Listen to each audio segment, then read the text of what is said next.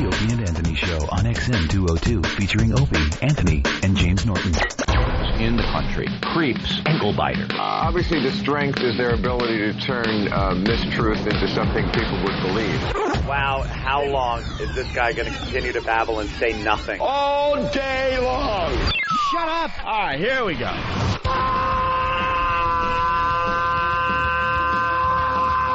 Welcome to the Opie and Anthony Show. It's worse than I imagined. That's terrible. I'm sorry. We are a bunch of dopes. I think we're lewd. And we're probably pushing 20 arrests because of this radio show. Out of touch, cornballs, 3 retards. We have the effect of Tylenol PM.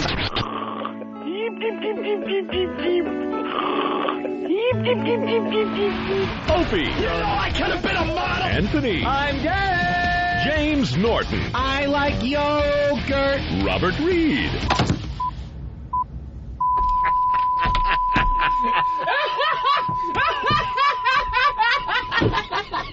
But enough of this palaver.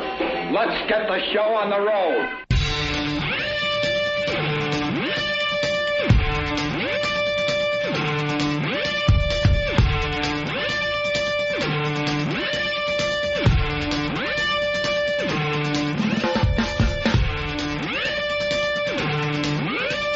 Where is Hakeem? Take me to the Waldorf Astoria. Yeah.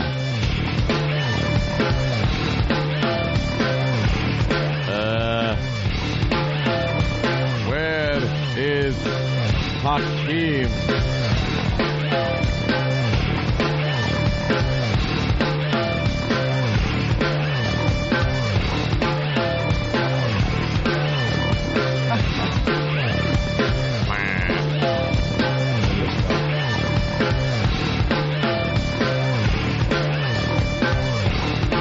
Where is Hakeem? Take me to the Waldorf Astoria. What a complete tool. You got to hear the whole report, though. So that's what's happening, but the big story is traffic, Pat. You know, and every time I think of the Waldorf Astoria and I think of world leaders, I think of Coming to America when James Earl Jones came to find Eddie Murphy. And he's like, where is Hakeem? Take me to the Waldorf Astoria. And that's where, I guess, the presidents get. So where else would you meet with world leaders other than the Waldorf Astoria? It makes sense, right? Yeah. Foreign policy for the masses, I guess it is, Roger, right? Yeah. I mean, you've boiled it all down. Presidents are busy with meetings. Waldorf Astoria is a good place. Chock full of information. And of course we know the traffic restrictions. Well, we're going to put all this traffic information on our website as well. It's a lot to take. Yeah. Roger, thank you. And there you have it. Oh, did he sell his buddy Roger down the river, or what? He didn't know what to do with that, though. Yeah. The greatest news improv ever. I don't think we'll ever beat that one. That one was just over the top. And with that, we say good morning. Shuttle Atlantis given the go for deorbit, return, and burn. Here they come. Oh, boy. Roll the dice. Roll the dice. Time to roll the dice again. Did some of that floating space junk knock into him? Leave a little ding? Stupid humans. We can't even go up into space without worrying about things banging into us. Banging into us like I'm up there. Banging into the space shuttle. We used to be real good at it. We used to know what happened. Well, we used to be, not going up there as often, so there wasn't as much garbage. Now there's garbage that could just bang off your space shuttle. Yeah, now they don't know what any of it is either. They take pictures of it and go, well, this is something floating out there, but not a clue. Well, we first started going up there, it seemed like a good idea. Throw a little trash out there. Who cares? I mean, how many times are we really going to go up here? Earth is huge. Right. Yeah. Are we going to bump into it? But, we ruined that now, too. So now it's floating around like cigarette butts on the street. Now there's just an orbit of garbage. You got to dodge on your way in. There you go. All right, good morning. It's the Opie and Anthony Show. The ONA virus spreading across America. And spreading across my lungs. And we got to be in Cleveland tomorrow. We got the ONA traveling virus on Saturday. My left side of my throat hurts now. Like, I get that once in a while, too. Really? Yeah, the air conditioning, I think. My throat isn't as bad anymore. Now it's just drip, drip, drip, drip, drip out of my nose as I'm trying to sleep last night. Drip, drip, drip. And then I took one of those, those over-the-counter cold medicines that should just be banned. Yeah. It's unbelievable what that crap does to you. Yeah, drug dealers could sell those pills. Yeah, absolutely. So they get you all woozy. So I was in a haze all night long. You know, you're falling asleep. No, you're not. You're falling asleep. No, you're not. Oh, wait, this time I think I'm falling asleep. No, you're not. Yeah, it gets all night long. All night long. Woozy, but then you can't fall asleep. What's that about? Speed. I don't get that. Like, you're falling asleep. You feel yourself falling asleep, but your body say, no, you can't sleep. Don't sleep. Don't sleep. Don't sleep. But I want to sleep. I want to sleep. Don't sleep. Don't sleep. Don't sleep. My recommendation, take more. Yeah? Oh, yeah. What'd you take? I don't know. It was a Theraflu. Oh. It was one of these where this is a brilliant idea. You cook up in tea? No, it was a pill form, but pretty brilliant. They have the day version and the night version all in one package. Oh. So I took the night version. Oh, I thought you made a mistake. No. I took the night version, and I went to bed around, did I say night virgin? The night version. Virgin. Around 8:30 and crashed. Crapped out. I got a living update. Oh. I got a living update. Been homeless for a while. Yeah, for the new listeners, I've been homeless for somewhere around July 4th, middle of July, somewhere in there. So over 2 months. Wait, over 2 months. I've been living in hotels and also crashing in the apartment that's unlivable from time to time to break it up because that's where all my stuff is. With the black mold. Well, the mold, I guess, is out of the basement. I don't know. Sure it is. I don't know. I'm not living down there anymore. Growing behind the walls. So all my stuff is up in the living room. What else could I tell the folks about my place? The fact that I've killed over 30 mice. Yeah. Cockroaches from time to time. And 2 major floods in the basement where I used to sleep, which chased me, above ground. So I had to sleep in this other room that faces the street and the homeless people on the sidewalk, so it's really loud. That's great. And it's a futon because when I decided to live downstairs, I got this massive mattress that actually Kenny helped me get downstairs in the basement. Of course he did. By jumping up and down on it to get it through the whole, through the passageway or the stairway. I thought you put one of those yokes around his neck like an oxen and had him pull it in. So I can't get the mattress back upstairs. It's impossible. Is it on the floor? Was it all wet? No. I mean, the bed frame and everything else was easy to get downstairs. But, these mattresses now, they have to be, 5 feet thick for some reason? Yeah, they don't bend that easy. So they don't bend that easy. So Club Soda Kenny, with his 6'5" frame, was jumping up and down to get it, through the stairway to get it downstairs. Okay, so that's not coming upstairs. So I've been sleeping. You should have scared him, and he would have run through the doorway like Herman Munster and broken it open wider. So, big goon. So I've been sleeping on futon in the front room instead of a really nice bed. Yeah, futons. They're known for their comfort. And it's been more better than a 1-inch wide mattress. Yeah, it's been more hotel rooms than living in the apartment. Okay, and I have been searching for an apartment for many, many months. Probably, I think I started about 6 months ago. And I found an unbelievable place.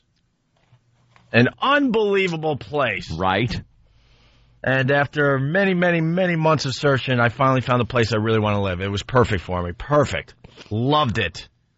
Well, yesterday I found out that I've been rejected by the board. Wait. You found out? I thought this was going to end like in good news. No. I am so pissed off.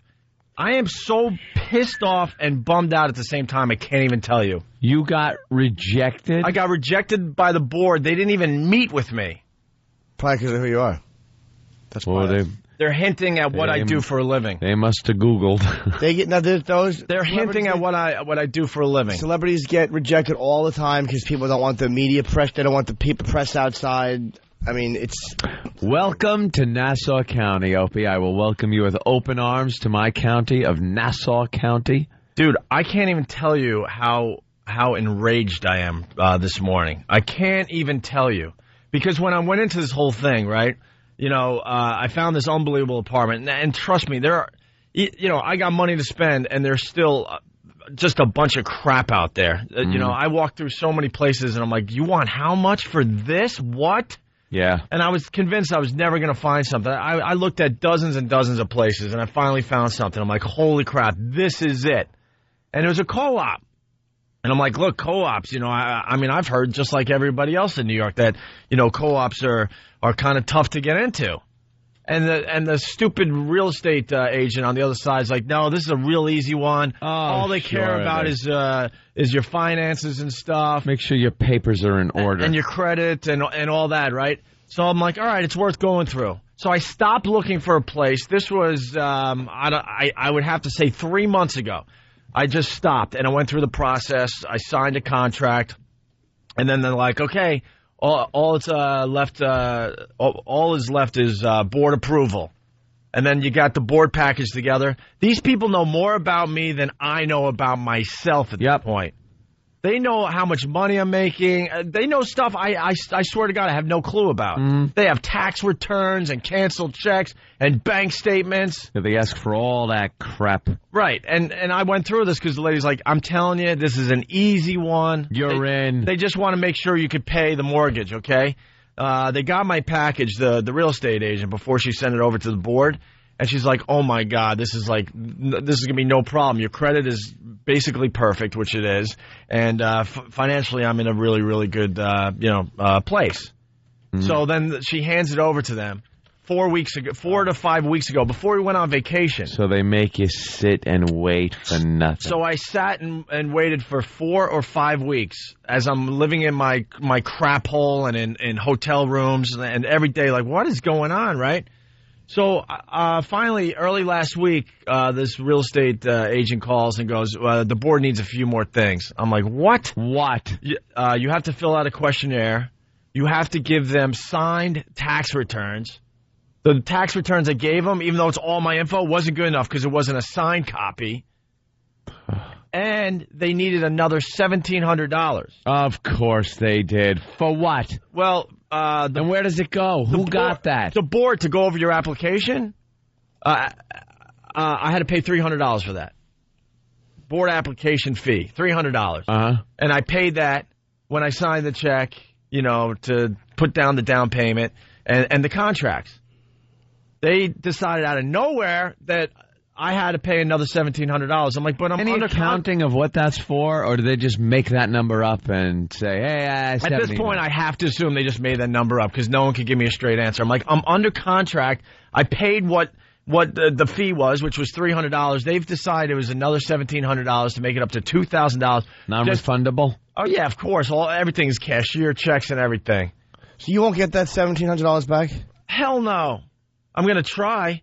Dude, I swear to God, I want to strangle somebody. Well, I want to strangle somebody. I'm not even kidding, man. I am so pissed and I'm so bummed at the same time. I can't even tell you. Well, perhaps the pest can help. So this happened last Thursday. Very resourceful. This happened last Thursday, and then I'm like, all right. They're like, okay, they should be calling you in for a meeting any day now. So Friday, Saturday, Sunday, Monday, Wednesday.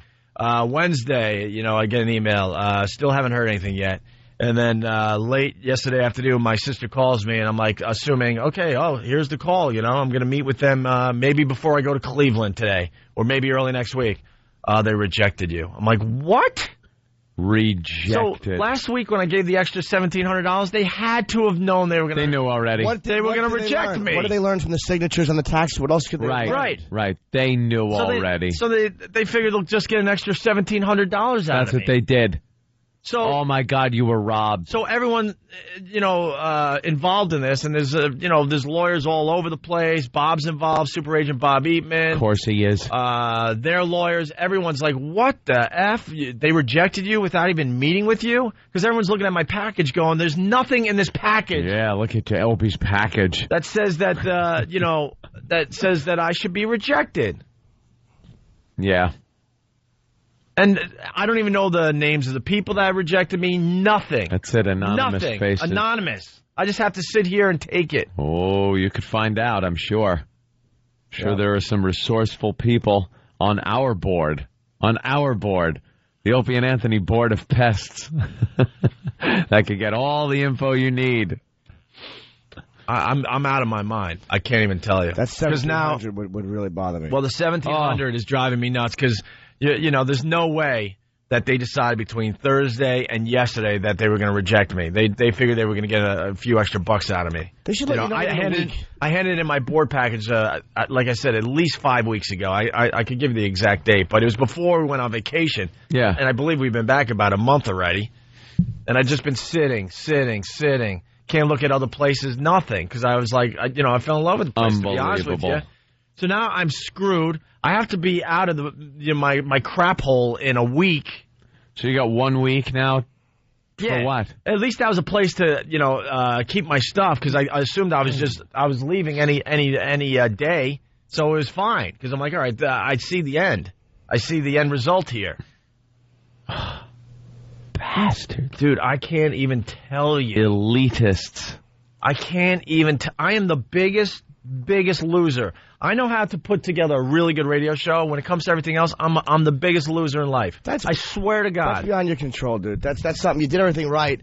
You went through all the right steps. That's not your fault. I mean, they just rejected you because they knew who you were before that. They just got some extra money out of you. There's nothing you could have done anything differently unless you lied about what you did. I mean, that wasn't your fault. But these people, these cowards, you don't even know who rejected you. And they got all your personal info. They got tax returns going back 3 years. They got canceled checks. They could see every ATM machine I used in the last, year. You get that back? Huh? You get that stuff back? I sure as hell hope I get all that back. And then these people, they're in some room somewhere. You don't have to know them. You don't get to know them. Deciding, they don't even have the balls to have a meeting. And everyone, like I said, is involved. It's like, your package was perfect. They should have met with you. Not good enough for us. Yeah. Scumbags. You should have to meet within a week or give a decision within a week. If you're not going to meet with somebody, they should let you know within a week. They know. They know immediately. Of course they do. All they got to do is do some quick checking, and it's obviously not finances. No. Obviously not finances. No, I'm telling you. Afford the place, and then so it's personal reasons. They don't like you as a person and what you do. But they don't even know me. They kept shopping the place. They had you. They said, well, this is who this guy is. He could be loud. Could be a problem with the media. Let's keep shopping the place. And then they found somebody else for it. It's like, okay, we can let him go now because we have somebody else. Well, no. Well, then I did a little more research, and I'm the second person they rejected for this place. And this place has been empty for... I don't know, almost a year. You know how bad the seller must want to shoot the rest of the board? Because that's the one thing to a condo that sucks. I mean, the condo is great. You can just kind of sell it. But a co-op, you have to get approved to buy it, and they have to approve whoever you sell it to. Right. So you could have, like, this great buyer who has cash, and they could... I just want to know who rejected me. I want to see what they're all about, you know? Yeah, do a little checkup on them. To reject me without even meeting me. Get a name. It just amazes me because my package was perfect. Get a name. You'll get every bit of information on the person. And what's the $1,700 about when the application fee was $300? Yeah. And which I paid while I was under contract with this building. And the person I was buying it from is beyond pissed off too. Beyond pissed. Of course. Who, by the way, is a famous person. Oh, so this is going to make the papers now. Great. Oh. This whole thing will be in the papers. Oh. Are you going back to terrestrial radio? Is that what it is? Oh, no, that's somebody else. Somebody that's on TV. I can't even sell this. Somebody that's on TV on a regular basis. John Carr? John Carr. Unbelievable. I mean, unbelievable. This guy? Where is Hakeem? Take me to the Waldorf Astoria. No? They hate to have him go. The laughs around the lobby are just too much. Does the impersonations. Like, we can't let him move. You think it's the real people. Oh, there's the shuttle. Let's go to Scott on the Long Island. Space shuttle. Scott. Yes, I just want to tell you, the people that rejected you, they probably paid like $30,000 for that apartment 30 years ago, and they're judging you. They probably make nothing of what you're making. Yes, Super Agent Bob Eatman said that. The people that sit on these boards bought their place for like nothing back in the day. Yeah, now they're judging you. You know. Yeah, judging me on what? Maybe they want a little more diversity. What are they judging me on? No. You hand in this package. No. You hand in this board package, so what are they judging on me? Judging me on? The package was perfect. Literally perfect. Judging which, you by the on way, was so involved that it took, I don't know, almost a month to put together. That's how much of a pain in the ass it was. Opie and Dopey. That's what they're judging you on. Yep, absolutely. Opie and Dopey. My thing is, why don't they let you know, like, a week and a half after you did it, like, no, we don't want any celebrities. We don't want the hassle of the media. Because they're I asked from day one. They, the agent knew who I was. I'm like, co-op. I'm like, I love the place. I'm not going to lie to you, but it's a co-op. I'm not stupid. I've heard the horror stories. I heard that Madonna has been rejected from buildings all over Manhattan. Really? Oh yeah. They don't want the press. There's a book in Barnes & Noble that talks about co-ops and trying to get board approval that I was thumbing through one day when I was just kind of in the bookstore, and I was laughing my ass off like, oh my God, yeah, like this stuff happens. Like they rejected one guy because he applied for a JCPenney's card even though he was a multimillionaire. My word, a JCPenney's card. They also rejected a guy because he had they were looking through his canceled checks, and they discovered that he went to a liquor store, like a kind of cheapy liquor store, even though the guy was a multimillionaire. And they're like, ugh, we don't want a guy that is going to a cheap liquor store for his alcohol. Liquor They stores. look for your canceled check. Oh, yeah, in the bank statement. Yeah, there's a whole book on it in Barnes & Noble when I was in there last. I was laughing like, oh, come on. And now it's happened to me. And I said to Latham, look, I don't want to go through this whole process if I'm going to get rejected because of who I am. Oh, this board is really easy. They just want to make sure you can pay your mortgage. So I freaking put everything on hold going, all right, I guess I'm going to, go forward and get this place. Now I am so apt I can't even tell you. I don't even know where to begin. Condos, I guess. I'm already getting, listings for other places. I don't even want to look again now. I hate New York. I effing hate New York. This solidifies it. I can't stand this place. So what's your backup plan here? I don't know. I don't know. I don't know. Because I swear to God, I'm a loser when outside this studio, I'm a loser. No, dude, you didn't do anything wrong. I can't figure out crap. You didn't do it wrong. You did everything right. They rejected because of who you are. It's not like you're packaged or you screwed up and you haven't been keeping your finances. You did all the stuff you're supposed to do. They're just scumbags. They're notorious scumbags. They've rejected Woody Allen. They've rejected a lot of... you're in good company. Kind of a testament to the fact that you're really famous. But they told me, like, look, that hasn't been a problem. So now they are rejecting me for who I am because my board package was perfect. And I don't know who these people are. And if you know anything about me, the people that are friends and family of myself, they know what I'm about. This is the type of thing that drives me to the point of doing something stupid. Because I can't tell you that there's some, like, nameless, faceless person somewhere that knows more about me than I know about myself, and I'm not even kidding, like just said no, without even meeting me. That, I can't tell you, just drives me nuts. Nuts. Yeah. Suburbs. Or condo. Because condo, there's no approval. Yeah? I hate. Did you have to go through approval? No, the board just makes sure you can. The condo, is so much easier. They just make sure you can pay it and you can sell to whoever you want. That's what you did, Jimmy? Yeah. And this board, I had to. This co-op thing, is amazing to begin with. Because if you started, like, profiling, like, in neighborhoods. Oh, yeah. You can't.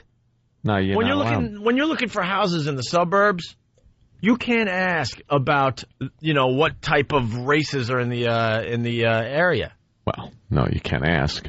They're not allowed to tell you. Are you kidding? They're not allowed to tell you. Wow. They can't. You know what they tell you about? They tell you about the school system and the taxes in the schools. And that usually lets you know what element is in the neighborhood. Yeah. Oh, wow. But when it comes to co-ops, all's fair, man. Not that you'd want to do that, but you could always find out people who live there who are on the board. That's not hard to do. I'm sure if you have an address and eventually you're not there, oh yeah, somebody would absolutely know how to find that. And the O&A board could take over. Yeah, see if they get approved. You should get your $1,700 back. That's just robbery. Yeah. They robbed you. What administrative fees cost them $1,700? $1,700 more after I'm under contract. Well, we have to look at this stuff. We need another 1,000. 600 won't do it. We think it's gonna be 1,000, and the other 700 is to have him look at it too. They're just rapists. My word. So there you go. There's the update. I am screwed. I thought you were going to make it. I thought you were in. Everyone said I was. I looked at, and I looked at so many places. Just the thought of going back out there and trying to find something. I don't even, I hate this city. This solidifies it. I hate this effing city. Holy crap. And then it's like, well, go back to the suburbs, which I would love to do. But then the commute kills you. You just can't move, really far out into the city. You can't go back to Huntington, You can't go middle of the island. Right. You got to kind of live real close to the Nassau-Queens border kind of a thing, and then you get in early. You like going home after you like to just kind of just hang out and walk home, be home in 20 minutes, though, if you're walking. That's the one thing about living in the city that's cool is you just walk. Right. Yeah. Rollerblade or... Get me out of this crap hole at the end of the day. I want to leave. Unless I'm staying in a nice hotel where they have to clean up after me. Wipe me. Wipe me. That's what I say. I'm a little dirty. Wipe me. This city stinks. Know what this city's all about? You come here, if you're lucky enough, you're at the top of your game, whether it's in radio or whatever the profession is. You make as much money as you can from this city, and then you take a big, huge crap on it and leave and enjoy your life somewhere You retire to some nice, quiet place. And then watch all the other... like Pismo Beach. Then watch all the other savages, trying to, rip everyone else off and make them... Scratch and claw their way to the top. This place stinks. You make as much money as you can. You take a giant crap... And you go find a really nice, normal place to live in the suburbs or another city. I've heard you make it here. You make it anywhere. That's all crap. It's up to you. Well, New York. I won't be the party pooper. We got a lot to talk about today. Too late, party pooper. Now I'm all depressed. Yeah, that story annoyed me. That really... MacBook entries today. Fatty Pig Fatty. Fatty Pig Fatty contest. We'll explain next. So excited about that. Heading to Cleveland right after the show. We're broadcasting live from Cleveland tomorrow morning, even though they're going to rerun the show in the afternoon. So hopefully some fans will show up at the station in Cleveland tomorrow morning. Blowfly hates us. Screw Blowfly. He's clown shoes. And we'll also talk about mancation. Ooh. We got lots to do today. Ooh, I didn't mean to make that noise, but... It's the O&A virus. Yeah. Spreading across America. You got a war face? What the F? Ah! That's a war face! Now let me see your war face! No! You didn't convince me! Let me see your real war face! No! You don't scare me! Work on it! Jackass. I'm scared. Hear what everyone else is talking about. O&A Uncut and Live, continuing the show on XM Satellite Radio starting at 9 a.m. Eastern. Visit xmradio.com to subscribe. The Opie and Anthony Show. We're back with the Opie and Anthony Show, the O&A virus spreading across America. Heading to the airport right after the show today. We'll be in Cleveland tomorrow morning. The Aerodrome. What? We're heading to the Aerodrome. Yeah. Broadcasting live from Cleveland tomorrow morning. We're doing our show. It'll rebroadcast in Cleveland later in the afternoon. Yeah. They play the show in afternoons up there. So come on by the radio station in the morning. We'll have some fun stuff for you, okay? Let's go to Trevor really fast, then we'll move on to other things. Trevor in Philly, what's up? Trevor. Hey there. Hey. You're missing a piece of the puzzle. What's up? It doesn't have to do with you, the seller. It has to do with the buyer. They're trying to put the screws to the buyer. No, Opie's the buyer. Opie is the buyer. Wrong way. You mean the seller? They're trying to screw the seller. Why? Seller did something, violated some of the covenants, something in the unit.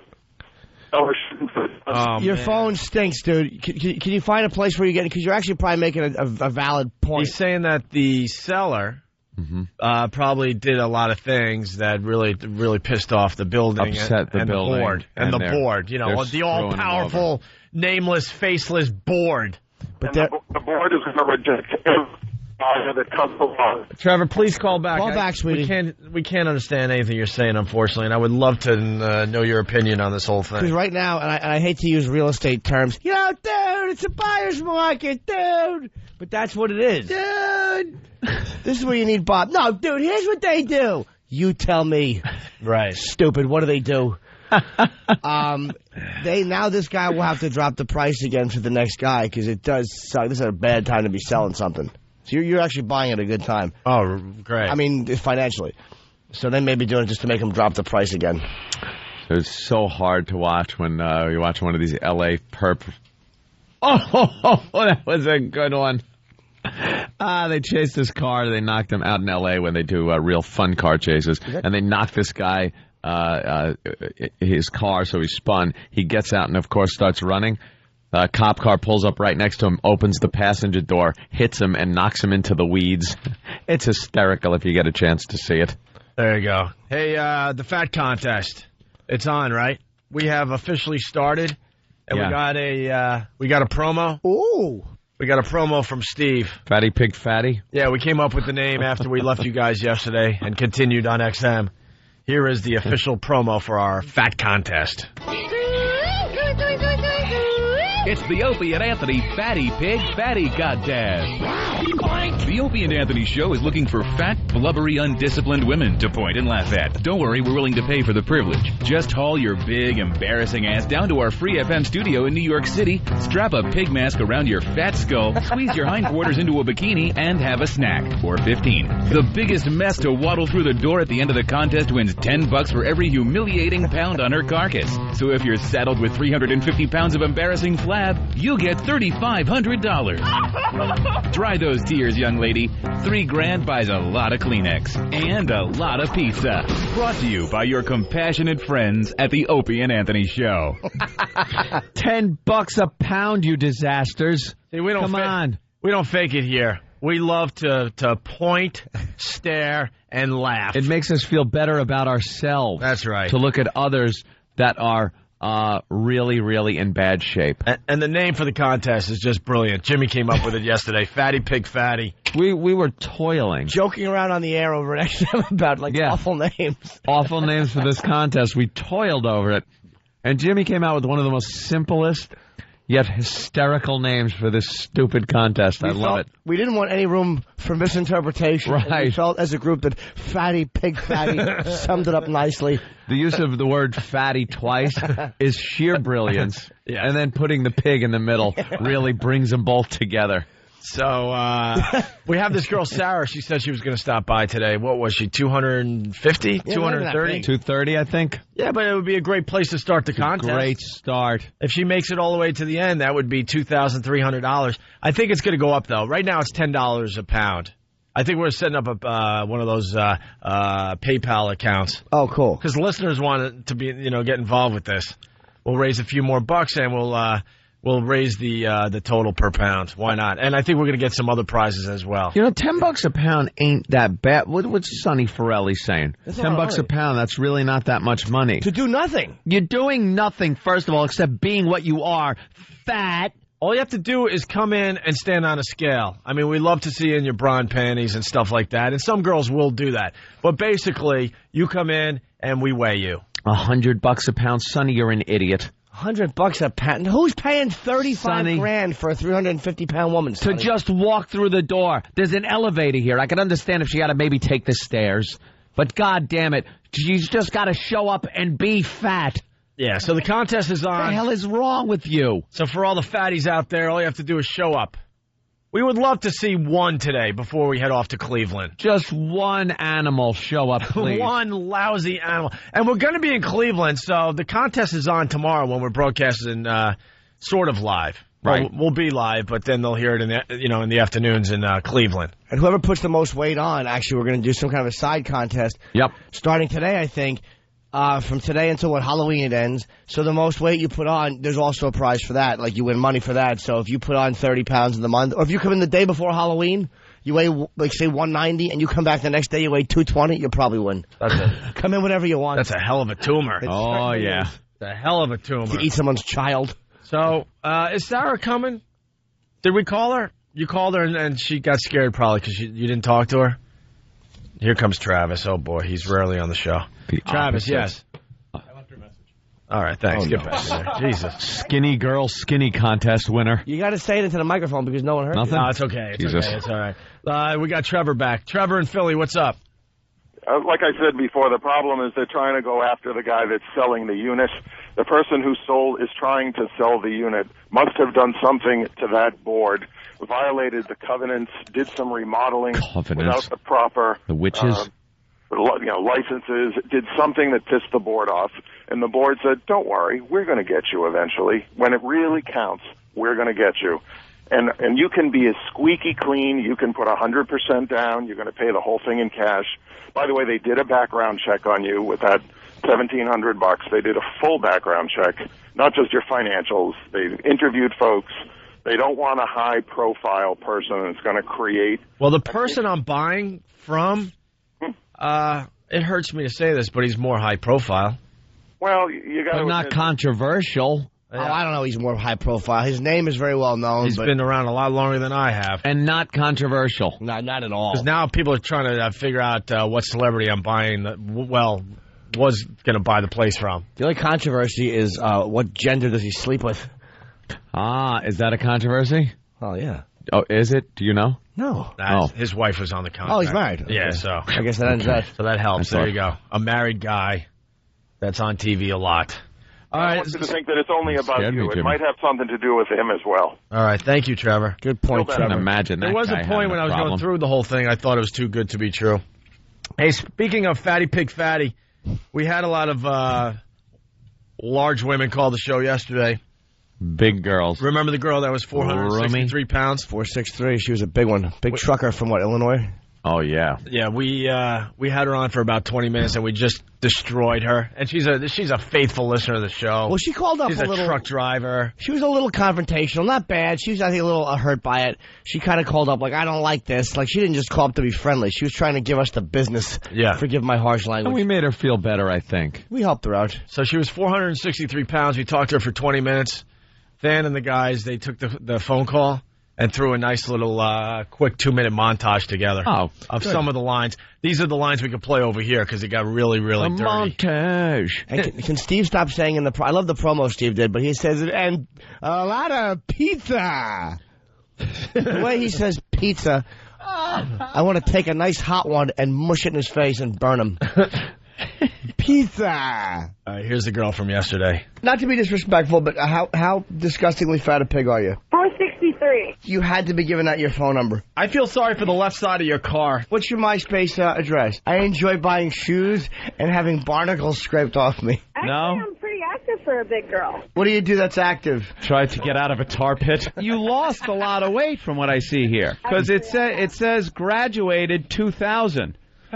So you dropped, how much is that? I can't do math real quick. But 30 pounds. You don't like celery. It's just the sound your floorboards make when you walk on them. I see you got a song playing on your webpage from the band Everlast. Yes, I love Everlast. Everlast is what food never does in her house. It's Neverlast. She likes Everlast because it reminds her of herself because she's a heavy bag. My ex-boyfriend, who is Jeff, my company wrote him up for something that he did not do, and he What, was bestiality? like bigger than me. Food, all right. Food, all right. Food, all right. If you look up Lincoln's Challenge in Rantoul, I graduated from there. That's a military school, and I did that when I was 230 What were you, the tank? pounds. When you were in military school to do exercises, would they make you lay in a puddle and pretend you were Iwo Jima? When Marilyn committed a crime, the detective referred to her MO, and by that he meant morbid obesity. You know what I say? I've been big since I was 12, and if you guys come up with something new, let me know. She's heard it all. All right. How about a diet? Yeah, how about this? A one look in the mirror that isn't filled with shame and self-hatred. How about a calorie Well, you know counter? what? The issue is all the self-hatred and loneliness. I don't hate myself. You should. What has led you during this conversation to believe that I hate myself? 4, a 6, and a 3, back to back. Well, maybe. And a belly to belly. You can't even rearrange those 3 numbers to make it look good. No, there's no order they can go in. That's good. No, there's none unless we throw in a decimal point. She looks like a giant filet mignon. There you go, just a taste. So we're going to went on for 20 minutes yesterday. It was just nonstop. So, ladies, you'll be treated respectfully when you come in. Really, you will. And you'll walk away with some fine prizes. $10 a pound, that's guaranteed, and then we're working on some other things, okay? So hopefully someone will show up today. Sarah, if you're not showing up, give us a call and at least let us know, because we're all excited to get this contest going. All right, if you're in the area and you're a large gal, come on by, say hi, get weighed, and you can leave. And we bought masks. Okay. So you can even come in studio with a mask on your head so no one knows who you are. Just change your name and the town you're from. We don't care. You know what we should do? Get a Tinkerbell mask. And if you want to wear a mask, it has to be a Tinkerbell mask. And you have to hold, like, the little dainty wand. Like a little Tinkerbell wand. Like you're casting a spell. Tee-hee. I hope someone shows today. Oh, me too. I've never wanted to see a fat chick, and I never will again. This month, ladies, it's your lucky month. All right, don't forget, Bud Light presents the Opie and Anthony Traveling Virus, the comedy event of 2006.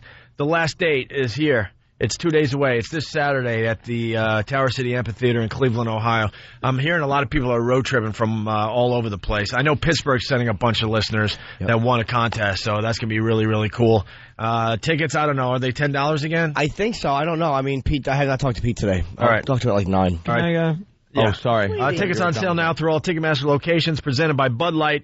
Always worth it. Yes, Ann. I just want to try something here. I'm not sure of something. Okay. Somebody could be in trouble. Okay. So I want to warn Al down the hall to stand by on the dump button just in case. Oh, hold on. Because you're going to move on to something else. Sarah. Hi. You're coming down?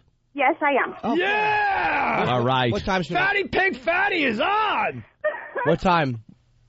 I should be ready to leave here in about 30 minutes. I live in Queens, so it could take me about an hour to get there. Oh, my God. Nice. We're only on till 8:50. Yeah. Come on, hurry. I'll try to rush it. Yeah, come. Hurry. You got to get here before, 8:45, all right? Okay. And rush hour traffic from Queens, we know the deal. Get in your car. Oh, I don't drive. Oh, you taking a subway?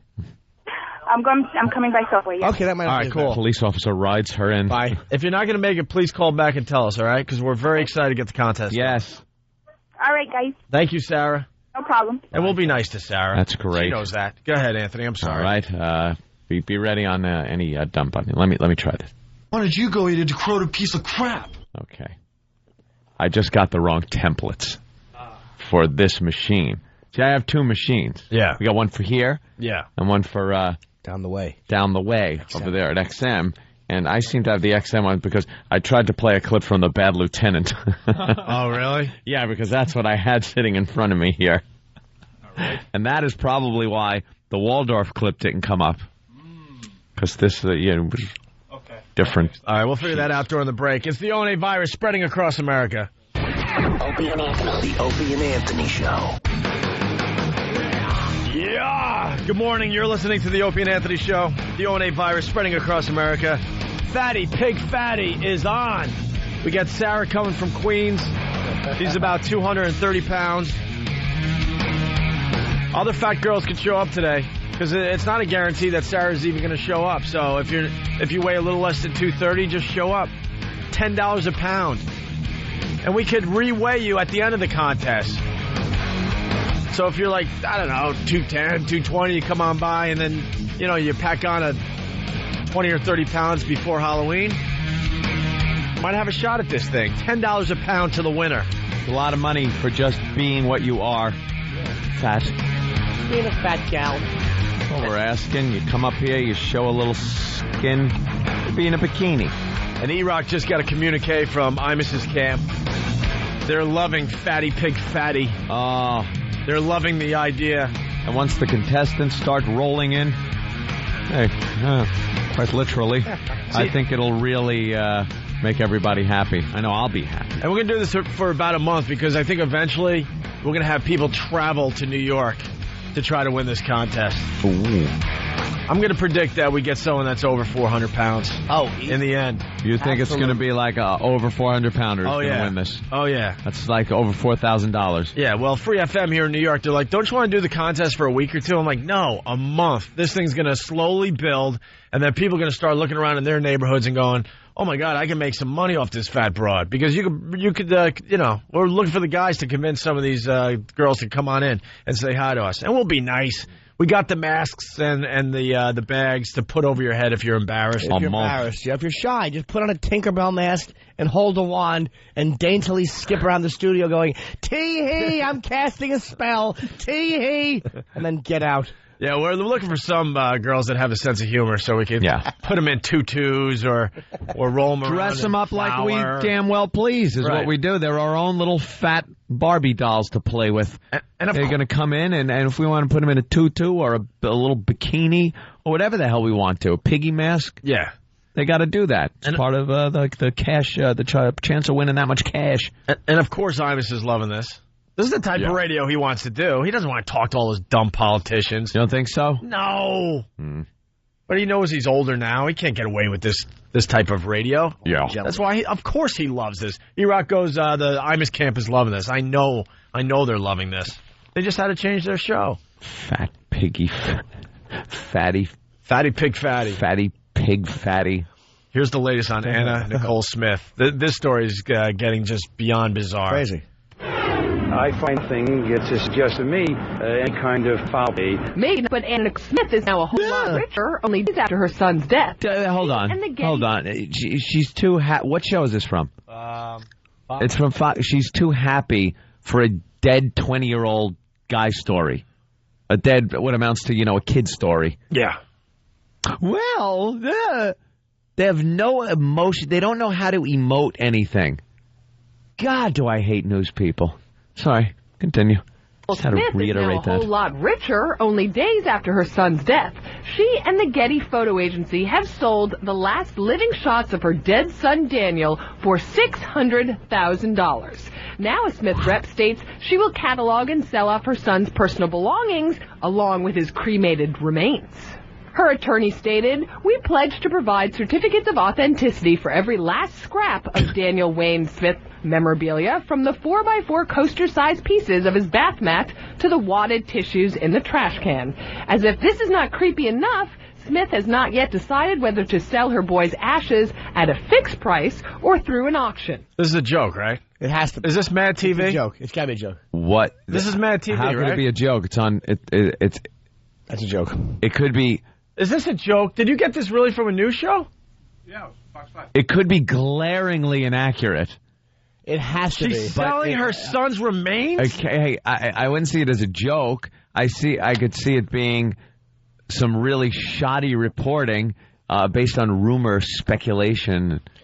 Because you know she's a bad reporter or bad writing when they said the last living photos taken of her dead son. It's like you didn't need to have it worded that way. Last living photos kind of draws the inference that they're now dead. Yeah, that's you're dead. Yeah, those pictures were from the day before, I guess. Yeah, well, how would they have gotten those? That's a little odd. So yeah, but she's selling the remains? Is she really doing this? I mean, are there need more other info on that. news organizations backing this up? And is there is there a statement on her personal website? Are there things to confirm this? Because if she is doing this, she's one of the sickest bitches ever. Just what a resilient woman. Bounce back from the death of your child like that. Well, now I see this headline. She's selling the photos to pay for his funeral. First of all, a funeral is not that expensive. She has her ex-husband's money. Yeah. A funeral is not that expensive. She's got the money from the diet company she was on. She's got the money from that show she was doing. How about the billionaire she's not broke. she was sleeping with? She was, the billionaire's money. She's still fighting for that money? They're still litigating, but believe me, she's not broke enough where she can't afford her son's funeral, and she doesn't need 600 large to plant a kid. Jesus Christ. And then to auction off all of his personal effects. Who wants his stupid bath mat as a coaster? His dirty teenage feet? You know who does? Who? What's his name? From Andrew Gore? Yeah, Andrew Gore. Yeah, but that's... Yeah. Andrew Gore's probably bidding on this stuff right now. Probably killed him. We're going to bring back another bit. Probably killed him. That creep. We're bringing back another bit. What? Strangest thing you own. We'll do that soon. Wrote it down. It's in the book. It's official. I like that. Let's go to Angel in Massachusetts. Angel. Yeah. Angel. Hello. Yes. Are you a girl? Huh? Are you a girl? Yeah, you can't hear the woman voice. You You could hear I'm the a fatness. female. Yeah. All right, and you want in on the Fatty Pig Fatty contest? Sure. How big a gal are you? I'm 355 pounds. And you smoke? No, I do not. Oh, you got kind of a gravelly smoker's voice. No, it's a childhood thing. Oh. From childhood. I thought it was too much extra crispy going down the vocal cords, scraping. Wait, what do you mean it's a childhood thing? You were born with a penis? Yeah, you have a really deep man's voice. Yes, I know. Get mistaken on the phone all the time? Yes, I do. I get a lot of hang-up calls for it. Could you put the lady and human of the house on the phone, please? How are we going to get the... how are we going to get you here? What are we going to do? Huh? How are we going to get you here, sweetie? We're going there by car to New York. Oh, you are? Okay. I thought it would take a while to get a forklift to drive down the parkway. Are you, is your husband bringing you or what? No, a friend. A friend? Yeah. Is this the most you weighed? Yeah. Wow, all right. When were you at your thinnest, and what was your thinnest? Well, I started weighing 300 at about age 18. 18? Uh-huh. Good Lord. But were you like a pudgy little kid and everything? Yes, I was. I was born to be fat. Get your motor Born to be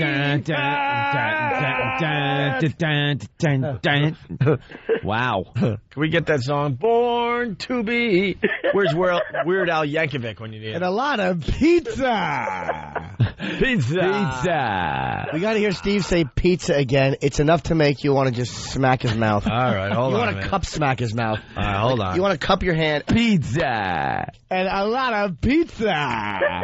Listen to the way he says pizza. You'll never want Coffee and Coffee. pizza. August. Someone on the cell phone doing their instant feedbacking. Yeah. Very confused. Fatty Pig Tranny? No. Oh, it's okay. Fatty Pig Fatty. She just has a deep voice. All right. Well, here's the official promo for Fatty Pig Pizza. Fatty. It's the Opie and Anthony Fatty Pig Fatty Contest. The Opie and Anthony Show is looking for fat, blubbery, undisciplined women to point and laugh at. Don't worry, we're willing to pay for the privilege. Just haul your big, embarrassing ass down to our Free FM studio in New York City, strap a pig mask around your fat skull, squeeze your hindquarters into a bikini, and have a snack for $15. The biggest mess to waddle through the door at the end of the contest wins $10 for every humiliating pound on her carcass. So if you're saddled with 350 pounds of embarrassing flab, you'll get $3,500. Dry those tears, young lady. $3,000 buys a lot of Kleenex and a lot of pizza. Brought to you by your compassionate friends at the Opie and Anthony Show. A lot of pizza. Buys a lot of pizza. Does it? A lot of pizza. A lot of pizza. Pizza. I think every contestant has to pose with the pig mask on. Okay. Yeah. That's Fair only enough. fair. It's mandatory. That's that's the picture we'll throw up on the website. So, Angel, when can we expect you? Expect me Monday? Monday morning. Yes. All right, you got to get here between 6 and 9. 6 and 9? Yeah. Okay, I'll be there. Now, listen to me. If you're the fattest by the end of the contest, which is around Halloween, we're going to end this thing, you're going to win $3,550. Wow. Could you use that? Oh, hell yeah. Yeah. All For right. pizza. You going to give me plenty of pizza? Right now it's $10 a pound, but I think we're going to get the pests involved. We're going to do a little PayPal thing and see if we can raise that money a little higher for the people, okay? I'm sure one of the message boards is going to complain. They're talking about the pests again. I don't like when they talk about the pests. Now, I have a question. Shut up. Not you, sweetheart. Yeah, go ahead. About the, you have to wear a bikini? No, I mean... What? No, we just want you to come through that door and get weighed. Oh, okay. I mean, Why? we're hoping some of the ladies wear a bikini. Okay. Because I just... If we force them to wear a bikini, we're not going to get as many Yeah, no, we're not going to contestants. force you. We will get enough that will be good eggs to do it for us. How about... You got to we wear the give- pig mask, though. How about... You have to wear the pig mask? No, if you want to. If you want to. Oh, of course I would like to. I don't care. All right, then you have to. I think the bikini should give you a +5 on the pounds. No, because we want 5 pounds added to your weight if you put the okay. bikini on. we want accurate pounds. How about a cash prize? I want him in the goddamn bikini. That's the most What Ann's saying? How about a cash prize for every girl that puts a bikini You on? get a little extra cash for the bikini? Yeah. All right, whatever we have works. to supply that, right? Huh? Yeah, or yeah. Or just bring your sexiest bra and panties. Yeah, just something that's not a one piece. Okay. Bra, panties. When are you coming? Monday. Okay, good. Monday, definitely. All right. All right, I'm looking forward to it. All right, Angel, hold on. We're going to get some info because we want to confirm that you're showing up Monday because there's a lot of other girls out there that are thinking about coming down. They hear you're coming down and you're weight 355. Now they don't want to come down. But she might not come down. Yeah, trust me. We do these contests all the time, and for the most part, no one ever shows up. We got this girl, Sarah, and I hope Sarah doesn't bail now because, Sarah, if you're listening, we don't know if she's going to show up, this Angel. Maybe we should have first, second, and third and have a lower cash amount per pound for second and lower for third. So at least they get something. Like, win, place, a show for a horse race. It's definitely $10 a pound for the winner. Yeah. All right, we got to get the PayPal up because we're going to need some help from the listeners.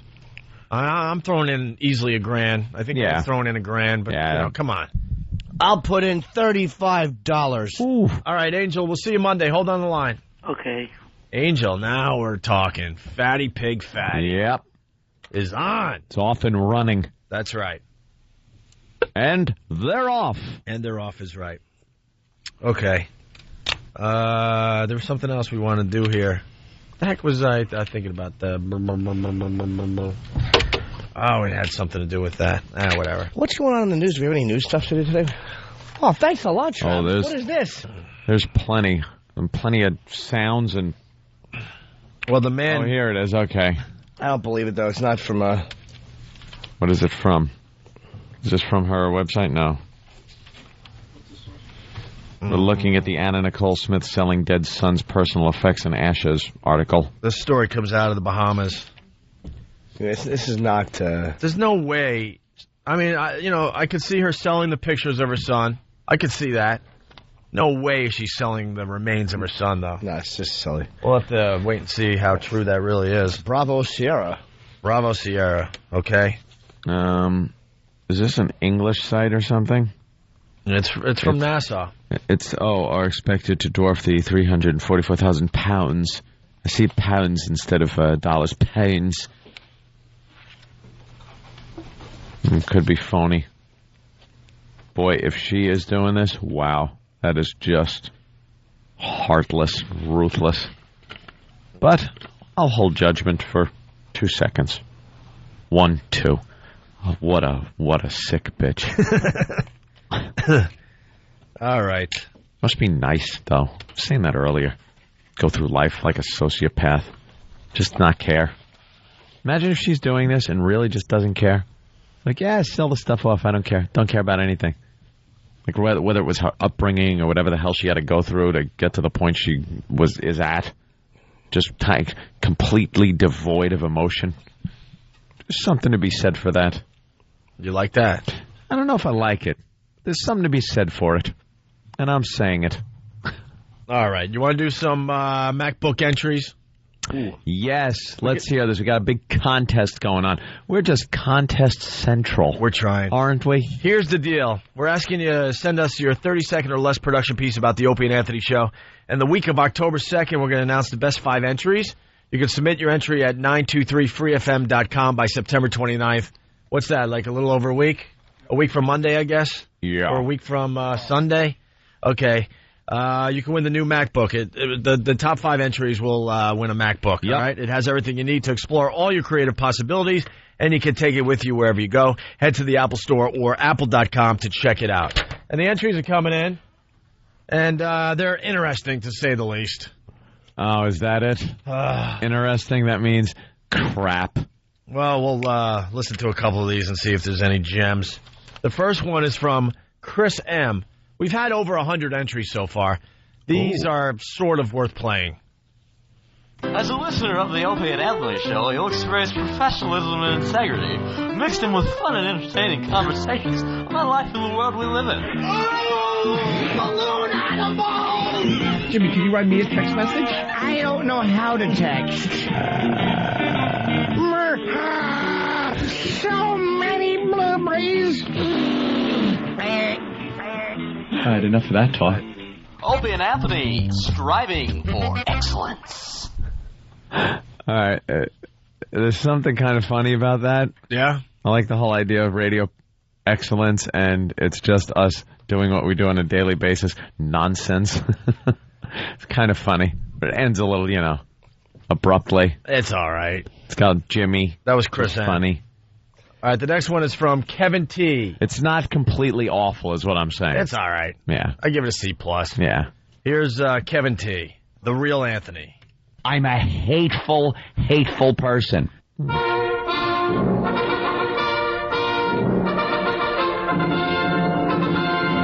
I just want to kill black people. You're filthy animals, making faces that I swear you'd only see in a zoo. Our job is taking black people's freedom.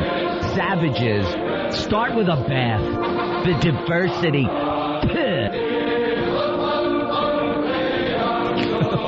Jesus. I certainly think there was some editing done during that piece. They actually softened what you really meant. I heard. He's just showing his editing skills. Maybe. I didn't hear any edits. I heard an edit there. I heard a couple of edits there. I didn't hear any edits. Wow. I just assumed he got a microphone into our office. That was Kevin T. 5:03 when I get in. Kevin T. We got another look one at the here. television. Actually, we have another one, but we have Don from Overeaters Anonymous. I knew this phone call was coming. Yes, Don. Hey, gentlemen, how are you? Pretty good, Don. Hi, Don. A friend of mine listens to this show, I got to tell you. Oh, it's always a friend, right, Don? First of all, Don, before you say another word. We're not buying that a friend of mine was listening to the show. Admit you were listening to the show. Well, I was in the car with him. Could you just please give the Jimmy plug and get it over with? Give the what plug?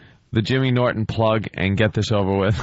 Well, actually, what I'm saying is you're giving $10 a pound for women to come down for being fat. Yeah. I mean, you're promoting obesity. Yeah. That's brilliant. Yeah, we want them to, to eat as the month goes on, too. That's terrific. Yeah. It's pretty good. Very creative, boy. Seriously, it's great, really. Are you being sarcastic? Nah, this is a Jimmy plug. No, it sounds more authentic. What's the problem? Because he's like, no, it's good. It's fantastic. You don't like it, right? Are you really with Overeaters Anonymous? I mean, I wish I was lying, but I mean, it's just kind of stupid. I mean, we're driving into work. I had a call because it's like, why don't you promote like cancer or something? It's the no one. No, because cancer is something that people get, and it's beyond their control for the most part, unless you're a smoker. Unless you're a smoker or something like that. Disease. We're talking real diseases that you can't just prevent. You can. Yeah, I do. You can prevent.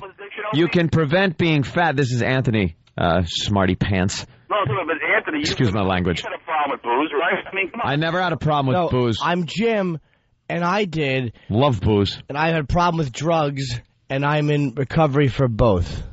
What I'm saying is that it just kind of, these people have problems. You guys have to realize that. First of all, it's mental before physical. I understand it, dude. I also understand obsession, and I also understand the desire to do something for yourself and the choices you have to make. I understand that you have to make a decision that you're going to do something better, and it's difficult. But more importantly, it's funny to look at a fat woman scantily clad. Maybe it's funny, but the idea is, the underbelly, the laying under the skin. Did you have to use that example? Silly. What is silly, and it's also it's really hurtful and it's stupid. It's destructive. Silly, hurtful, stupid, destructive. Thank you. That's what we I thought you just said you like the contest on. In our contests. I mean, it's just, you got to understand. I mean, for someone who does what I do for a living, it's just a little offensive. What do you do for a living? What do you do? Listen, I'm a recovering fat person myself. Fat person. Well, here's the deal. I'll tell you the story if I can. I was an overweight kid. I had a lot of problems growing up. Yeah, got beat up a lot. I changed my life around. I played football, got in shape, and I changed my whole life. I was a borderline diabetic, and now, I'm a competitive bodybuilder, into karate and stuff. Very proud of you. There you go. So you made a decision that you didn't want to eat a certain way.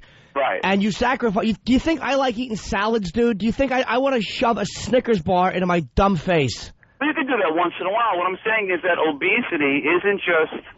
It's a disease. I understand the disease of addiction. Always a buzzkill out there. But I understand the disease of addiction, but this is about... When I saying something that's not true? What is a buzzkill? Because you're ruining our fun. You're ruining our fun, sir. Fat people are jolly. Dude, we love Fatty Pig Fatty, and the girls are into doing it. We're not like handcuffing them and dragging them into the studio. They're coming on their own. You lost your jolliness. Yeah. Former fat jolly person. We want fat jolly people that hold their bellies and go, ho, ho, ho, and it all shakes. Yeah, it and we shakes. laugh.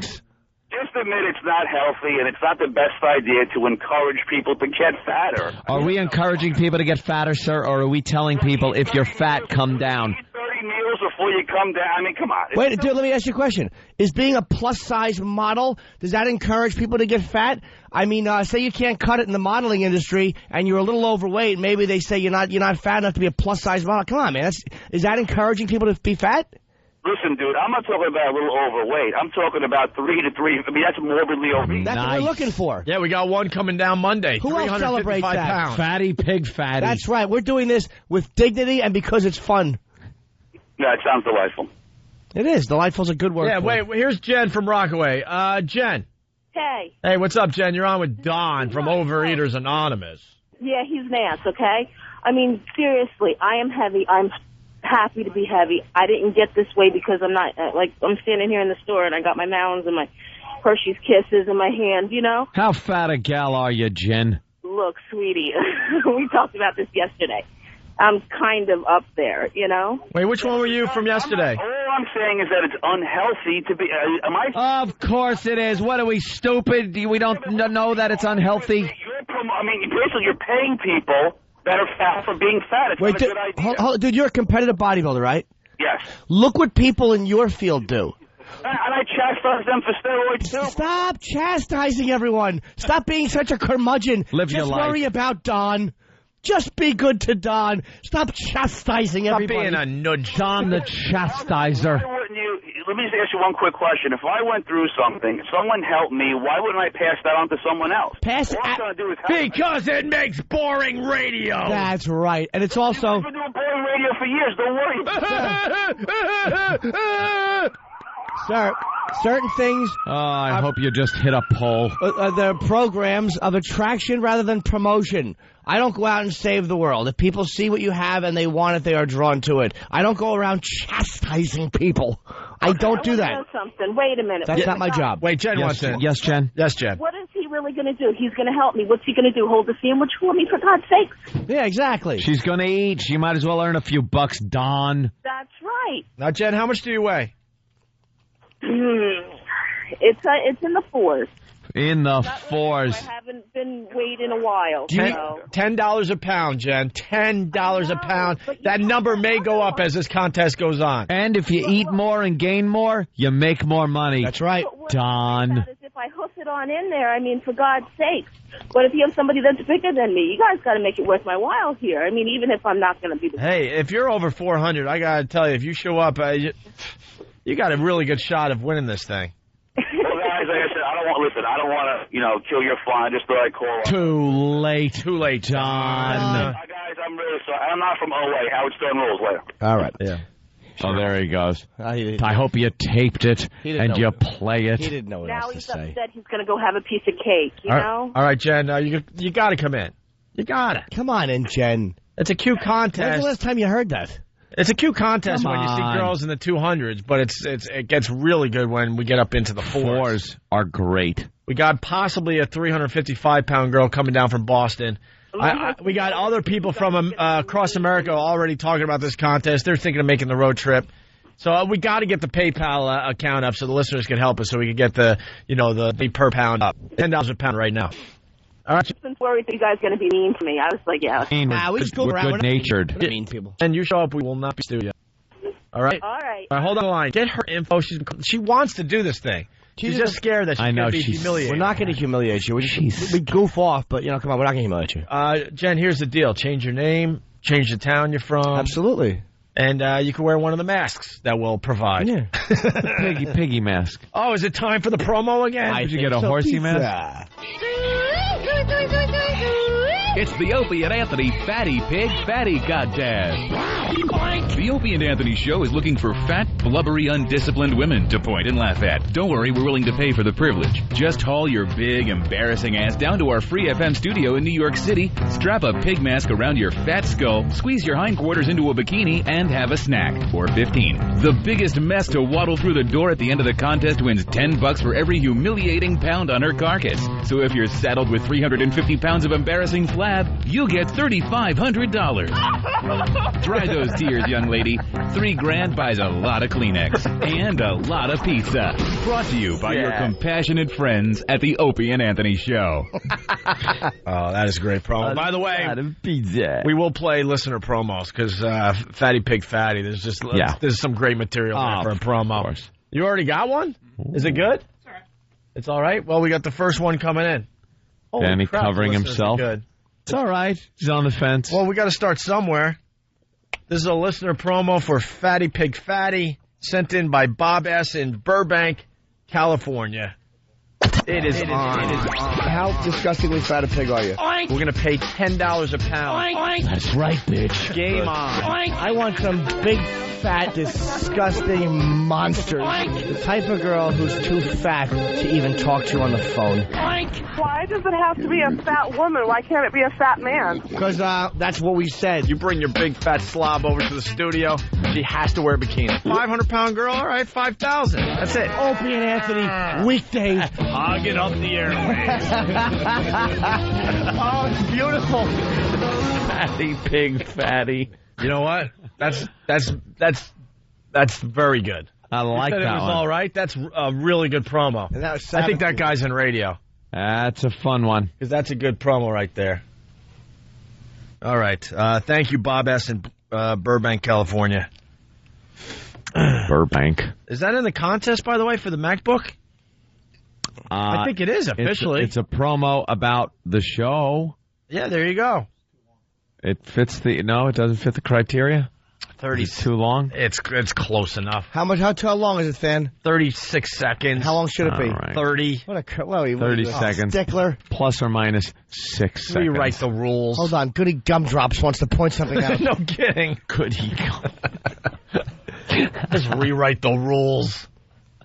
Sure. The rules should just say about 30 seconds, which I think that it does, by the way. What do you think APPROX period means? All right, let's take a break. Hold on, is it the exact time? Let's ask Joy Killer. Fatty Pig Fatty. Hopefully Sarah shows up to just start the contest. We'll start it rolling. I want to see fat women. We'll all be giddy. And then you could show up today. Please. You don't have to call. Just show up. Just show up. Think of this, larger girls. When's the last time anyone was happy to see you? Hey, where are the masks?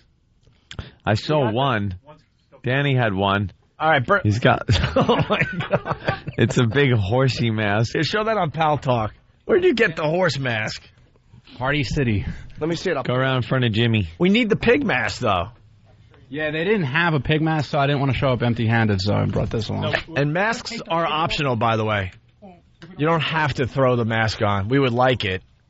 We would like it very much, but Jimmy's trying on the horse mask.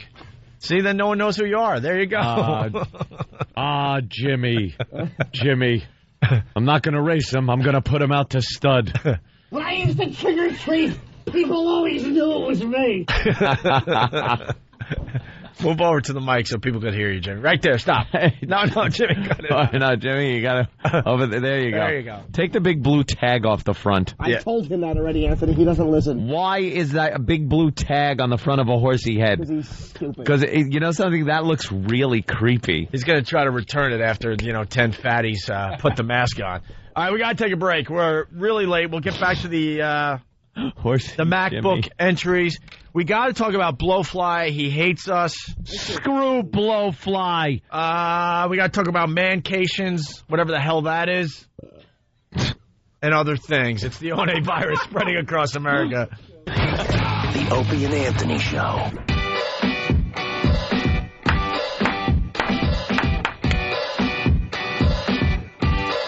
You're checking out the Opie and Anthony Show. Cleveland, we'll see you tomorrow. Broadcasting live in Cleveland tomorrow. See you later. But don't be confused. We're going to be doing our show in the morning, and then they replay it in the afternoon up there in Cleveland. So stop by the radio station. I think we'll have some tickets to the O&A Traveling Virus for Saturday's show. Presented by Bud Light. Always worth it. The last date on the O&A Traveling Virus tour. That's the same time as we are now, right, Cleveland? Huh? Cleveland's Yeah, I think so. So between 6 and 9 a.m., Cleveland, come by the show. The show is Saturday night at the amphitheater. I think tickets are still $10. It's myself, Rich Voss, Bobby Kelly, Billy Burke. Oh, dude, come down. You come down. There's a lot of money, but they're really broke, dude. Dude, you know, Cleveland's 2 hours difference, dude. You don't know the time zones? Cleveland's, I think, 2 hours ahead of where we are, dude. No, I know this, dude. He's as dumb as they come. And also, Patricky O'Neill, and of course, Otto and George. Otto. It's going to be a good time. Oh, it's going to be great, man. Well, there you go. Presented by Bud Light. And we'll be doing Fatty Pig Fatty tomorrow morning. Yes, we will. So for the Cleveland girls that want in on this contest, right now, $10 a pound. Also, I think we need a Fatty Pig Fatty prize pack. Yeah. For all the ladies, for all the ladies that show up, we'll give you something for showing up. Just for showing. Just for showing up. I'm going to go to the Rock and Roll Hall of Fame in Cleveland this time. Rock and Roll Hall of Fame. Are you really going to go this time? The ban is over. Huh? Oh, right. The ban is over. See, remember, Jimmy was boycotting the Rock and Roll Hall of Fame because they refused to induct Sabbath in. Now, remember I would stand outside and protest? I'd walk in a circle with a sign? Yeah. That would be me. Yeah, you were protesting. Well, you'll get to see how awful that place is. I do not want to go to the Rock and Roll Hall of Fame. We'll have a good conversation about it on Monday if you go. I'll go again. I will not go. Why not? It's the Hard Rock without the food. Exactly. Let's go. Not going. Let's go. Me and you. Wow, another person really pissed off about the Fatty Pig Fatty contest. What? Who is it? Let's the Fatty Pig Fatty contest has to be the dumbest contest you guys have ever done. Thank you. Welcome to the League of Howard Stern FOs. Language. The League? Wish I was on XM so I could say that word. This kind of S is exactly the reason that I stopped listening to Fart Man. Well, then I guess you'll stop listening to this awful program, too. The what? Go away. He had a right before he stopped listening, or is he still listening? Of course. I believe Scott from Buffalo is still listening. Exactly. Oh, and you know what? He is, because this is another feedback that is 2 minutes later from the one I just read. Norton is a hypocrite when he said on Stand Up, Sit Down that he doesn't do cruel humor. No, I don't. That's BS. If he goes along with this, I guess he's too smart to believe his own lies. No, stupid. You jackass. If people are volunteering to come in, I said I'm not deliberately cruel. Meaning, if I see a guy in a wheelchair in the audience, I'm not going to go, and say something deliberately hurtful to him. Subject matter is all acceptable. That was the point I was making. If we're having a contest like this and people are showing up for it, of course, what's wrong with that? I guess it is a little cruel, but... You're an idiot, Scott Morgan. Yeah. You're an idiot. I thought he wasn't listening anymore. Stop listening. Sorry, sent another feedback. Who needs you? Stop finding things I've said and try to make me stick to them. I don't like it. You are a hypocrite. I'm an ass. All right, here's the deal. Scott's right. I won't tolerate this malarkey. Yes, you will. What's up with Blowfly? You want to explain Blowfly's an idiot. Well, Blowfly, apparently he was a guy who was doing rap way before rap was popular or anyone else was doing it. Back in the 50s, this guy's old school. He's an OG, OP. Blender Magazine, I think it was. Yeah. Said that Blowfly started rap. Yeah, that's apparently... The first rap song goes back to the late 50s, early 60s. But and now, it was Blowfly. There are some type of... Steve, take that Jägermeister jacket off. Oh, my God. Look like an extra from the movie Cruisin'. I'm wearing a yellow bandana in my pocket. You know what that means? I want some pizza. Let's go. Yeah, Blowfly. So we played some of his rap songs on XM because they're really, really dirty. And they're kind of funny to listen to. Yeah. And then we decided, man, what's this Blowfly guy about? So we got him on the phone. We decided to talk to him yesterday. And we get him on, and we wanted to have a conversation with the guy because he's like a pioneer. Want to talk to him as himself. Right. Just talk to him, ask him questions about music back in the 50s, rap music, how the hell you come up with the concept of rap before people really doing it. You know, how it was accepted or not accepted. Things like that, real questions. What he did was every 2 seconds chime in, step on anyone that was talking at the time with horrible rap. With rap, you couldn't understand half of what he was saying. It was all, you know, dirty and stuff. That's what he does, which is fine, but it wasn't funny. It wasn't helping the conversation move along. It wasn't an interview. We could have put the guy's record on. I told his stupid, this guy, Tom, who is his drummer or whatever, who we should get him on the phone. Uncle Tom, he calls himself. Yeah. You can call us right now, Uncle Tom. Let's call him. He might not know. He might call in later at XM. Well, he goes by the name Uncle Tom. Yeah, no, I know he does. That's his thing, because it's kind of funny. It ties in with the black and white thing. I get it. Yeah, so Blowfly was all about just freestyling, I guess, and making no sense whatsoever, which is kind of fun, and you could go with that for a little while, and then it's like, okay, enough. We couldn't understand understand him a little bit. We couldn't understand. Anthony said at one point, I can't understand Blowfly. And Blowfly didn't even stop talking. No. It's like, here's what I said to this jackass in the interview, his manager. It's like, I like the guy's music. I would still recommend it because I think it's good. He's not a good interview. But he's an ass for an interview. Yeah. And yeah, when I said he's talking, he's going on and on and on, and we're giving him a chance, and we do that. We'll give you a chance. And then, you know, if we keep that going, you'll start hearing the audience go, oh, boy. Oh, they're letting him ramble. So I said, you know, I can't understand a word Blowfly's saying. I don't know what he's even talking about at this point. And then we started goofing on him. You had a great line, too. You called him Weird Al Yankonig. Because he was just like rapping and cursing and trying to be funny the whole time. Yeah. Instead of just sitting down and talking. So I guess he was not happy with his But they were throwing around the most popular word for a derogatory black word ever. He was not happy with his appearance, and Uncle Tom wrote Steve. From Blowfly's manager to Steve. This is Uncle Tom. Steve, I don't know what crawled up your guys' asses today, but their conduct was unprofessional as hell. Thank you. I always take that as a compliment. First, your screener doesn't put me on, which screwed up the timing. Then one of your jocks called Blowfly Weird Al Yankonig. And when I finally get on, Norton hangs up on us instead of trading barbs when he can't keep up with TWBN, which equals the world's baddest N. Because they're going to dump out if we say the N-word. Can you believe it? And me telling him he looks like a... Wow. How do we say that on the air? I think you say it.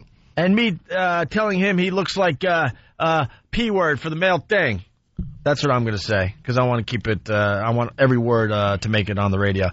Which every comedian in New York has said in public at least once. Now, here's the thing. Yeah, let's take that first paragraph and tear it apart. First of all, stupid. I don't hang up on people because I don't have any type of a button to do that in front of me. Do you think we trust this idiot with a button that controls anything for this program? Sorry, Jim. No, you're right. I'm not qualified. I'm a good boy, but I can't do that. And when you told me I look like a male hog or whatever it was, I didn't even hear it. No. I wouldn't have cared. Who heard that? Stupid. What do you think? You're this dissecting funny guy that just panicked the whole room? Shoot yourself. Stupid.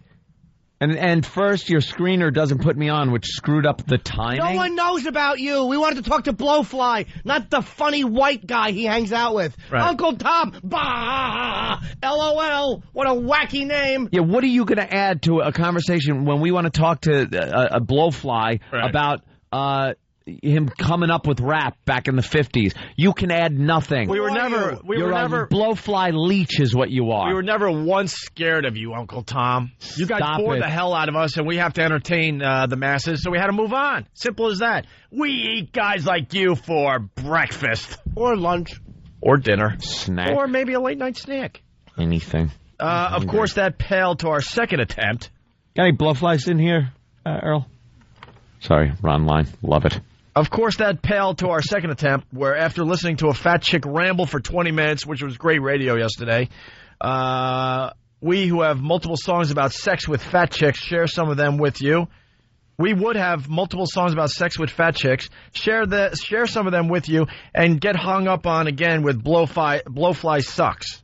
That paragraph really doesn't make sense, but he's bummed that we didn't allow him to talk about fat chicks and play some of his fat chicks songs again. Play some. They wouldn't have played some. It would have been Blowfly rambling over and over again about maybe a song with a fat chick in it, or talking about fat chicks in a way that could not be understood over the radio in his rambling mess of a voice. That's pretty effed up, especially for self-proclaimed fans of our music like Opie. Yeah, I like the music of Blowfly. I didn't know anything about Blowfly until about a week or so ago. Love Blowfly music, hate him as a guest on the phone. There you go. Simple as that. Love the music, crappy interview. I want a rebuttal on air with all of your hosts tomorrow. I want to know why they could dish it out but can't take it. Can't take it? You are tough talk.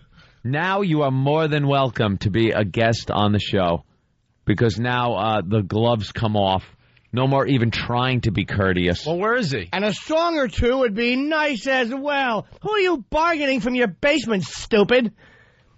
All right, well, we want to get Tom back. We have to play. We'll play what we want to play. What do you think of them apples, mister? First of all, Uncle Tom, we didn't even ask for you. His name is Tom Boker. Call him that. Even ask for you. We wanted to talk to Blowfly. You were a hindrance. You were just an annoying little extra piece of crap that we didn't want to deal with. You're not a crazy-ass cracker. Where is he?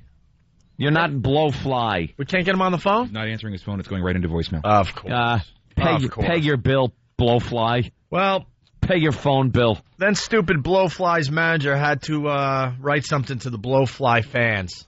Oh, of course. So this is on a website somewhere. Uncle Tom here. As these a-holes are not even worth Blowfly's breath. After Opie and Anthony read the blender we're in and played Rap Dirty, they said they wanted to talk to us. So we sent them a bunch of stuff and arranged an interview this morning. We said we wanted to talk to him. Right. Not us. Him. You liar. You're a liar, Tom. We didn't want you. When they put Blowfly on, they completely ignored everything he said, called him Weird Al Yankonig.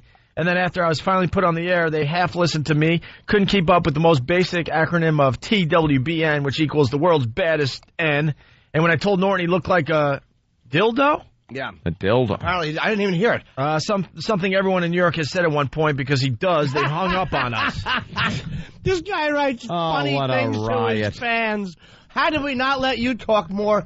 You're a hoot. This guy is upset because he didn't get airtime. He didn't get as much airtime as he thought he deserved. We don't even know who the hell you are. No one knows We you. wanted to talk to Blowfly. Then we called back to make sure. They claimed we were just disconnected, and we were on hold for 20 minutes listening to some fat hoe ramble on about her love life. Gee, we only have 3 effing songs about effing fat chicks. Maybe that would be some common ground. Nope. They put Blowfly on. He sang them a little from Too Fat to F, and Should I F This Big Fat? You know, something that would have to do with his effing music, and they hung up again and said Blowfly sucks. Did you read what he just said, wrote here? They put Blowfly on. He sang them a little from... Exactly. We didn't want him to sing us a little. He's not seducing us. He's not a crooner. Yeah. We wanted to talk to him. We don't put comedians on and go, you got any material on fat girls? Go. Is Blowfly capable, Tom? I know you're listening. Is Blowfly capable of just picking up the phone and talking like a human effing being about his life? That's all we gave a crap about.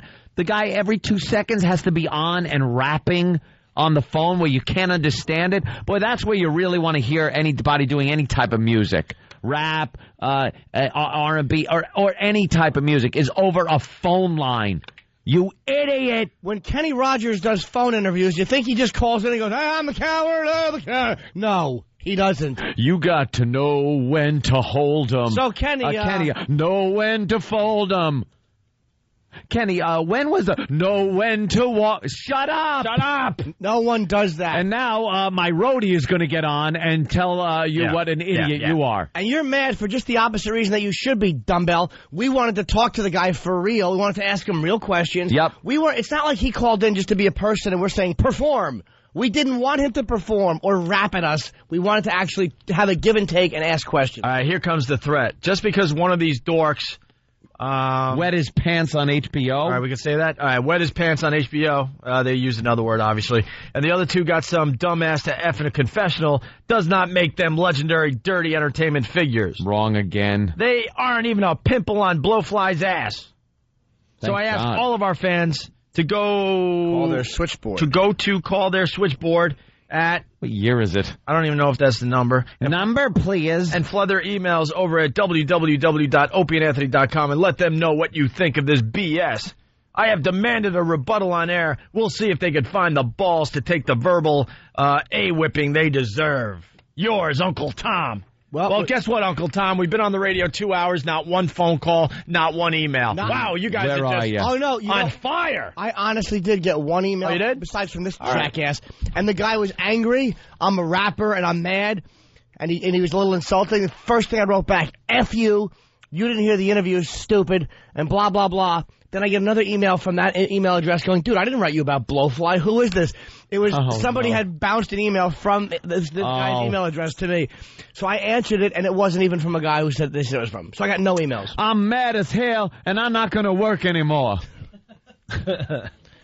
Well, we tried to get you on the phone for the verbal ass whipping because we're sure you're devastating with your words because you're a crazy-ass cracker. Wow, isn't he wild? Whoa.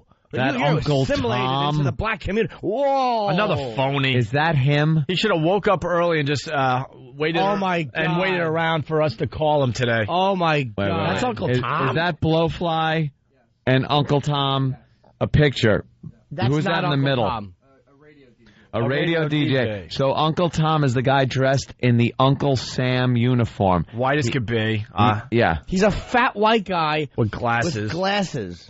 Wearing an Uncle Sam he looks like uniform. Bam. He looks like Bam. Oh my God! He looks like Bam. There you go. That's exact. Wow. That's the guy. You look like a Republican pundit. You're the one who's going to give a verbal ass whipping. Pick up your phone, fat boy.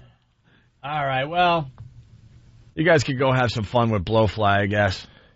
It's Tom, and by the way... Go have fun with Blowfly. I think Tom is the real dick. I don't think Blowfly said anything. Blowfly is just an awful interview. He's just not a good interview. And we weren't going to sit there and then be criticized later on because we sat through an awful interview. Right. And then he wrote back that the show... I wish I had the ones that he sent to me personally, because I smashed him in an email. And he wrote me back, yo, you're stern, rip wannabes. And I'm like, well, why would you come on the show, dude? Yeah, then why come on the show? Why are you here, fatso? And you're dishonest. Of course he's dishonest. If you really believe that, why would you come on the show? Be spectacled douche. All right, Chad in China, Beijing. What's up, guys? I'm listening live from Beijing, China, from my hotel room. I've been here for 3 weeks now, and it's great to be getting the virus from across the freaking globe. You guys rock. Thank you. That's cool, China. But checking in. Alex from New York says, you guys suck. Oh, my God. No. F you, Stern imitators. I happen to listen. Just accidentally tripped over your own schlong and fell on the radio. We understand. It happens. He wrote, I'll read it word for word. You guys suck. F you, Stern imitator. I happen to listen. I could not take more than 2 minutes. You guys blow. Bye, scumbag. Another dishonest ass. Keep listening. You'll keep listening. You're listening. Making a lot of opinions after 2 minutes. Yeah, 2 minutes. Listen, we don't care. We don't need you to listen. Goodbye, Alex. Goodbye. Leave. Get into a car and hit a pole. Goodbye. All right, we're going to take a break. We'll continue with the O&A show. Hopefully, Sarah's on her way in for the Fatty Pig Fatty contest. Look at how big it is on the website. What? Hey, Tom, no one has called the show. No one has. I swear to God. Oh my God. No one has called the show. Maybe his fans just don't know what the website is. He has an awful... Oh, you know what? Maybe Tom's the Blowfly fans and the Tom fans don't know what their own website is. Why don't we help him out? And if there are any Blowfly fans or Uncle Tom fans listening, we could give out his website. What's the website? MySpace.com. Oh, it's a MySpace. MySpace.com/Blowfly. Blowfly. There you go. Have fun. Why were you listening to Travis? And are you cursing? Why did we hear you? Did Travis just curse on the phone? Travis, talk again. Yeah. Fuck. Huh? You turned me on. Which one are you? You turned me on. Yeah, Travis. Ew. Travis is cursing. I certainly know how you feel, though. Is it your time? Wait, we can listen to you in there? I didn't know that. Listen to me. We should just pot him up every so often. Yeah. Wow. Just do his little potty mouth. Yeah. God, there's dirty and be sexy. There's a pot they didn't need for I don't know what 20 years. Oh gosh! You turn on this pot and you get to hear nonsense from a dunking booth. No wonder I didn't know how to turn it on. Who needs it? Oh, who really needs it in the end? Oh, stop! Had no idea. All right, it's the ONA virus spreading across America. Hear what everyone else is talking about. ONA Uncut and Live, continuing the show on XM Satellite Radio starting at 9 a.m. Eastern. Visit xmradio.com to subscribe. It's the Opie and Anthony Show.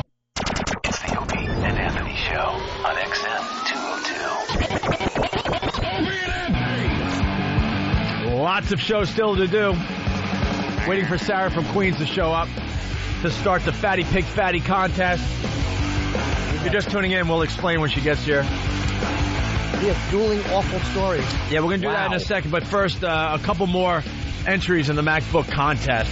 We promised we'd play a bunch of these today. All right. We're looking for you to throw together like a production piece about the Opie and Anthony Show. About 30 seconds. Top 5 entries are going to win a MacBook. How cool is that? Nice. So far, they've been okay. The one we got about the Fatty Pig Fatty contest is really good. That was pretty good. That might be in the lead as far as the ones we've played so far. Only played 2. Yeah, well, this Nathaniel one is Hitler. from... It's too long. What? According to Nathaniel Hitler, it's too long. Yeah, exactly. He wants it exterminated. This next one is from a guy named Chris E. It's called Steve the King. Mm-hmm. As a listener of the Opie and Anthony Show, you'll experience professionalism and integrity. Oh, what happened there? That was the first guy that we listened to. Which wasn't too bad either, right? No. Okay, this is Chris E. Steve the King. How did you feel? I've never felt better. Why? Because you're the king. Skull to the king. Yeah, whatever that means. Grr. Oh, don't get mad, Steve. Here, let me give you a foot rub. Oof, what's these? Yeah, you like that, don't you, king? It's good to be the king. Do you want to listen to ONA when they come on? That's a good idea. When? You should know that. They're on from 6 to 9 on Free FM. You're absolutely right. Now that's disgusting. Yeah, you're right. Yuck. Take care. Opie and Anthony. Wow. All right, good idea. Kinda Okay, taking terrific. Steve clips and so many good Steve adding clips. in your own thing, but no, little lackluster. It missed. I like his effort. We don't even need to talk about it. Trust me. Just move right on. I just wanted to make him feel better. No, screw that. The next one's from Scott M. It's called Everyone Has AIDS. Everyone has AIDS. You do the Robert Reed version where you get AIDS and die? Darth Vader has AIDS. Lambert has AIDS. Everyone has AIDS. Lou Graham has AIDS. Everyone has AIDS. I hate Corey, and I hope he dies of AIDS.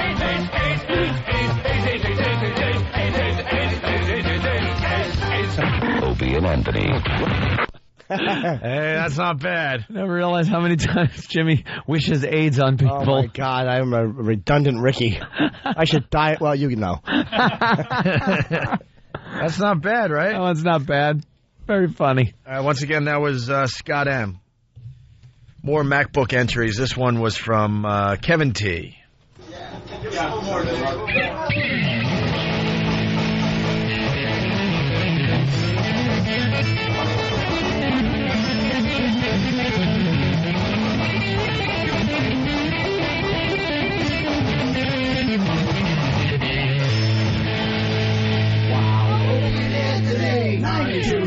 Free FM. Do ya?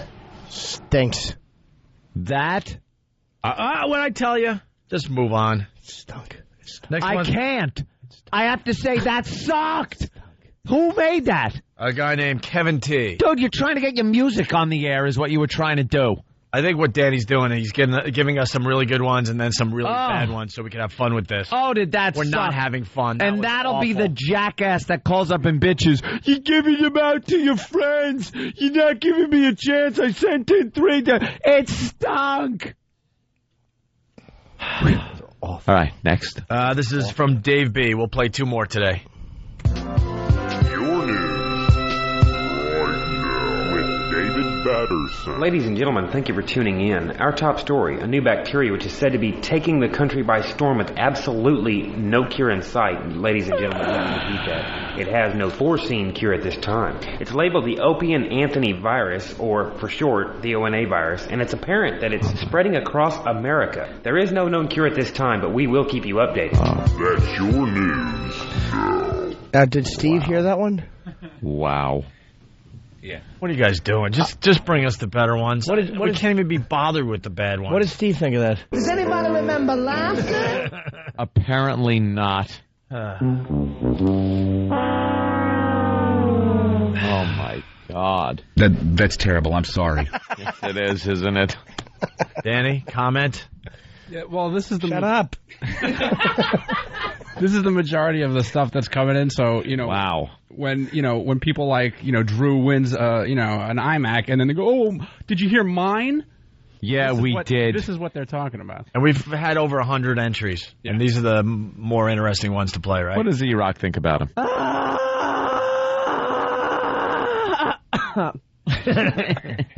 Old lady lungs. And this contest is wide open. You got a real good chance of winning a MacBook. Finally, this is the last one for today. It's Abe C. The Opie and Anthony Show. Apply directly to the ear. The Opie and Anthony Show.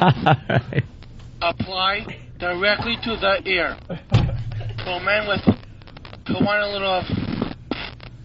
And women over the age of 16, up to 200, are welcome. Oh, man.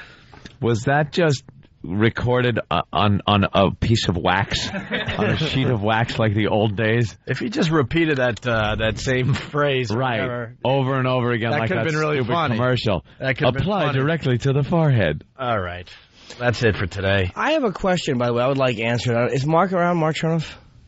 I don't know. Yeah, where's form-fitting slacks? By the way, get your entries in. You can send them to 923freefm.com, right? And they got to be in by October 2nd? Yes. Is that right? I don't know. Or we're going to pick the winner October 2nd? Yes. I don't know. By September 29th. Oh, by September 29th. A week from Monday, you got to get your entries in. You send them to 923freefm.com. As they get marked, let's decide which story is more horrific. 2 sick stories in the paper today. Dueling sick stories. Yes. One's what? Oh, Jesus. One's hot. Which one you want me to read first? Now, really give this a little bit of thought here, because I think the cute kitten story should be first. Yeah, I agree. First? Yeah. Okay. Because I think that, personally, for me anyway, that comes in a very close second. Yeah. All right, it's from Edwardsville, Illinois. Of course it is. Man jailed for beheading girlfriend's kitten. A man who admitted in court to tearing off the head of a kitten after a fight with his girlfriend has been sentenced to 2 years in prison. When it comes to animal abuse cases, we don't get prison sentences all the time, so it's always good when we do. Stephanie Smith, a spokeswoman for the Madison County State's Attorney's Office, said Tuesday of the case against Jacob Thornton. Thornton's 21. A judge ordered Thornton sentenced to run concurrently to a prison term related to a parole violation on a 2005 aggravated battery conviction. This guy's just angry. This is an angry, angry guy. Authorities say that after July 28th dispute between Thornton and his live-in girlfriend, the 30-year-old woman left the home before returning to find her kitten's head and detached body in the front yard. He just tore his girlfriend's kitten's head off and threw it in the yard. Left it in the front yard for her to see. That is an awful story. How do you think you're going to resolve the argument that way? Yeah, you think she's going to go, honey, you were right. As I look at my dead kitten, head over there, little kitten body over here, I now see your point. You're absolutely right. Well, now, is the cat okay? They didn't report that in the story, which is odd. You're supposed to do, complete the story, but I would assume no. Poor little kitten. It was a little contractor over in Iraq. With their big kitten forehead, a lot to grip onto. I bet you when Jacob picked it up, the kitten knew there was problems are coming. Yeah. You think? He picked it up by the face. Got a little scared, did it? But this story just beats it all. Beats it all. Lil Baby apparently died. It's always sad when we lose one of the children, one of the babies. This, and from an 18-year-old mom who lived out in a shelter, lived in a homeless shelter, I guess, and decided to go out drinking one night on a Friday night, and left her baby with people at the Fox House Shelter for Women in East Harlem, right here in our wonderful city. Well, she comes home after a drink and inebriated, and apparently got sick in the evening, but was smart enough, as a lot of people are, to pull a little bucket over. You ever do that? You pull your little pail over when you're feeling the bed spins so you could throw up in the bucket, which she apparently did. She vomited in the bucket. Her baby girl died after apparently falling into a bucket of her mother's vomit.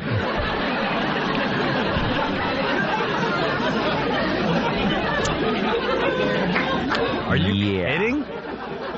Yeah. Yeah, she got home, took the baby back to the room, and threw up in the bucket before falling asleep. She found a baby in the container at about 2:40 p.m. Wow. Wow, did she have to sleep it off. 3 months old. Rushed to the hospital, but pronounced dead. Wow. Calls to the shelter were not answered. So far, the mom hasn't been charged with any crime. Nah, That's you know. awful. Well, they Dude, it's an accident, dude. They gotta charge you with neglect, dude, because, you know, in the law states, Section 3, Paragraph 51, dude, it's illegal to vomit on your child, dude. Is it, Bob? Is it? So, wow. Just horrific stories. I think baby dying in vomit trumps anything. Kitten. Yeah, anything. In life. You got a baby, you got vomit. What else do you need? For Mom's drunken vomit. You know, there's just alcohol in it. Yeah. It's reeked. That is a crazy. Kid died with his face in like a half a ham sandwich. Oh, God. Let's say hi to Luke in Ohio. Luke. Hey, guys. How you going? Good, Hello, Luke. Luke. Yeah, I'm heading up to Cleveland there on Saturday with my girl. Where you going driving from? I live about 30 miles south of Columbus, man. Oh, right on. Okay, cool. Yeah, we're doing the show from the station in Cleveland tomorrow morning. We have to tape it tomorrow morning, and then obviously Cleveland plays it in the afternoon, so we're hoping people show up at the radio station tomorrow. We'll have O&A Traveling Virus tickets to give away to people that show up tomorrow. Yeah, I was hoping I could come up tomorrow to do the walkover and stuff, but I gotta work. Yeah, someone else is asking if we're going to do the walkover. Yeah, between the two shows before we continue on XM, we'll go outside the station and see what's going on. I think we're going to try to do some comedy with Rich Voss. I think we're going to do a Starbucks or a diner or something, where he just jumps, he walks right in and starts doing his act. Okay. And no one knows he's coming. It's a great little bit we do from time to time. Luke, we'll see you Saturday at the show. Tickets still available. All right. Hey, you guys going to go to the Hard Rock, did you say? The Hard Rock, what? No, I was saying I was going to go to the Rock and Roll Hall of Fame. Oh, yeah, we're going. The Rock and Roll Hall. Are you going on Saturday or before the show? I don't know. I'm not sure what. Yeah, right before the show. I'll probably be there. The show starts at like, what's that, 7 or 8 o'clock? I'll probably be at the Rock and Roll Hall of Fame like 6:45. Well, that's the only day we could go, though. I can go tomorrow. Or yeah, today. Yeah. Jimmy, I love you. Oh, yeah, we can maybe go later today or tomorrow. We're going to figure it out. Thanks, Luke. All right, thank you. We'll see you all in Cleveland. We can't wait. Luke. It's the last date on our comedy tour. Yep. So it should be a silly one. Last one this year, right? Yeah. Now, someone sent in some more news improv. It's not going to be as good as the one from yesterday, though. Yesterday's was a blast. I just was watching the video of it and how uncomfortable the guy gets when he realizes he's bombing. It is one of the best bombs in a news improv ever. When these news guys try to go off script, off story, and have a little chit-chat with the anchor back at the studio from their remote location on the street. And this guy just bombed. And you see, he turns red, gets all sweaty, and doesn't know what to do with himself. And the anchor, no support. Sells him right out. It's worth playing again. It is wonderful. Listen to this. So that's what's happening, but the big story is traffic, Pat. You know, and every time I think of the Waldorf Astoria and I think of world leaders, I think of Coming to America.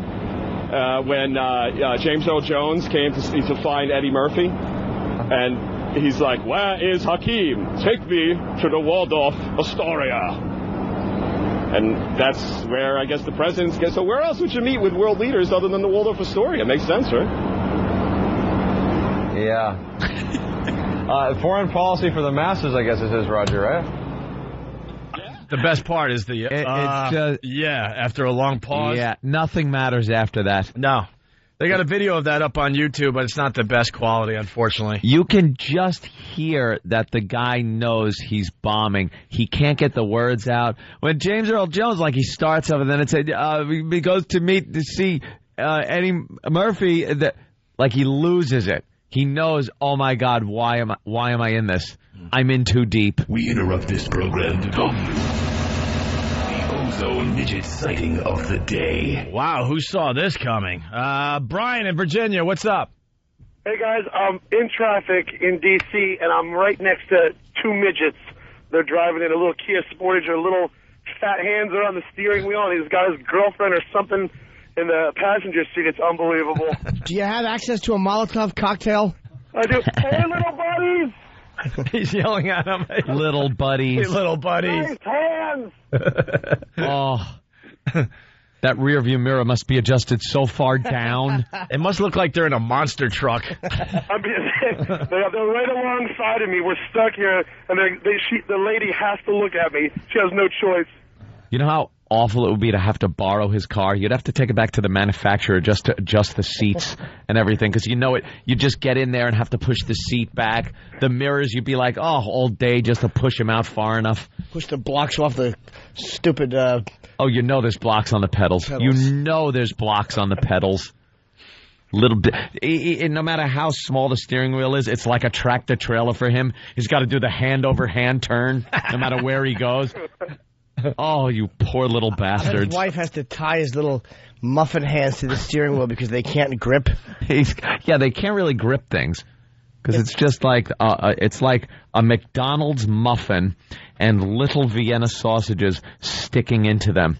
That's their hands. You can't bend them. There's no real knuckle movement. So how are you going to hold a steering wheel? He probably has to put his forearms through where the little wheels. What would you call the little area in the wheel? Yeah, the little area in the wheel, I'd call it. Yeah. You know what I bet he's really good at, though? The only thing? Honking the horn. Because he could take that big, flat, puffy hand and just smash the horn. No. Beep, beep. When he pushes the horn, air just rushes out of his fingernails. The lady just flipped me off, or I don't know what that thing was that she stuck in the air. Yeah. Oh, a midget flipping you off means nothing. All right, thank you, Brian. All right. Meanwhile, back at the show. So we got another news improv. It's Mike Woods before his weather report. All right. I don't know if we should play this because I don't think it's going to be anywhere near as good as the one we just played. Let me tell you something. Mike Woods makes up in quantity what he might lack in quality of screw-ups. Like the one yesterday, of course, is a brilliant screw-up, but I'm not sure if that guy does that every day. Mike Woods screws up on a daily basis. Let's take a listen. Good morning, everyone. Thank you for joining us. I'm Ron Corning. And I'm Jody Applegate. It's coming up on 6:30 on this Thursday, September 21st. Thanks for joining us. And the turtleneck on here should be no indication of how cold it is outside because she's a little... Here's Mike Woods with a check of the forecast. You got that right. Look at you rolling it down, acting like you don't have it on. You know what? I actually had a different shirt on this morning, and at the last minute, I was like, it's cold, so I just pulled it out. It's cool enough. That cold. I'm sure you did your little school shopping and everything. You want to show off the new duds. I got this for $20 at a factory outlet. Nice buy. Can you believe it? All right. You were ripped off. Hey. Oh, no. Ow. I better continue on before somebody gets hurt over The there. honeymoon is over. Wow, I wish everybody heard that. I think they did. We've got cool air dropping across the tri-state area. A very cool start to the day. Oh, the co-anchor threw that line out, right? Yeah. About the shirt being cheap or something. She got ripped off? Yeah. And he had nothing. No. He did the school shopping thing and then just laughed heartily. Well, we're looking for news improv from your local newscast. Send it into the radio show. Go to opieandanthony.com. Send it to Steve, I guess, at foundrymusic.com. Cindy. All right, is Sarah here from Queens or what? We need the status on Sarah from Queens. Fatty Pig Fatty, we're ready to do this contest. We're looking down the hall. I see him looking down the hall as we speak here. She's walking down the street as Dan Aykroyd and Bill Murray try to shoot her with some type of laser beams. Right. Once again, this is Bob S. Nothing. I know the movie's old, but Jesus. Bob S. from Burbank, California, with his Fatty Pig Fatty promo. Yeah. We'd like listener participation, and this was sent in today. You can send in your Fatty Pig Fatty promos as well. Please. It is on. How disgustingly fat a pig are you? We're going to pay $10 a pound. That's right, bitch. Game on. I want some big, fat, disgusting monsters. The type of girl who's too fat to even talk to on the phone. Why does it have to be a fat woman? Why can't it be a fat man? Because that's what we said. You bring your big fat slob over to the studio, she has to wear a bikini. 500-pound girl, all right, 5,000. That's it. Opie and Anthony, weekdays. Hogging up the airwaves. Oh, it's beautiful. Fatty Pig Fatty. That came in today. That's a good one. All right, we'll take a break. We'll see what's going on with Sarah from Queens.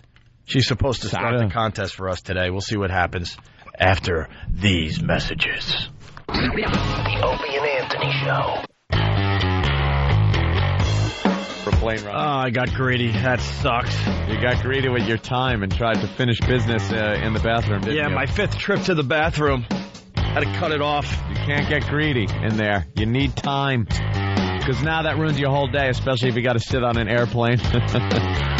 Oh, look like a kid's painting. He's squirming in the seat like a hijacker. Oh, my God. It's the Opie and Anthony Show. We're getting ready to get out of here. We'll do a couple more hours on XM, and then we're going to take a little airplane ride today to Cleveland. We'll be broadcasting live tomorrow morning at the station in Cleveland. Tomorrow morning. I know they play the show in the afternoon, but we got to do it in the morning for everybody else. So please stop by the station and join the festivities. We'll have O&A Traveling Virus tickets for you guys if you show up, okay? And then I don't think we're going to get a big crowd because it's effed up, man. Nah, the timing's all weird. What they're going to get is probably people that show up in the afternoon when we're not there. Mm-hmm. When a tape is rolling. Guess what? What? Sarah from Queens has arrived. Well, God damn it! What are we waiting for? Get it in here. Hold on. You know how little time we have left. Yeah, hold on. John on Long Island, make it really fast. John. Hey, listen, you guys suck because you ruined my ride into work. I'm looking in traffic here, and I'm looking in all these cars, and I'm saying to myself, God, I can make a lot of money with this one. Or maybe this one's a lot heavier. I could split it with her and make just as much as the other one. Yeah, I'm starting to look at the girls walking down the street, and I look and go like, wow, $3,200. Yeah. You go like, all right, that's $2,500. You look at them like money. Look at them like a commodity. Yeah, cash value. It's $10 a pound at this point, but I think that figure is going to go up.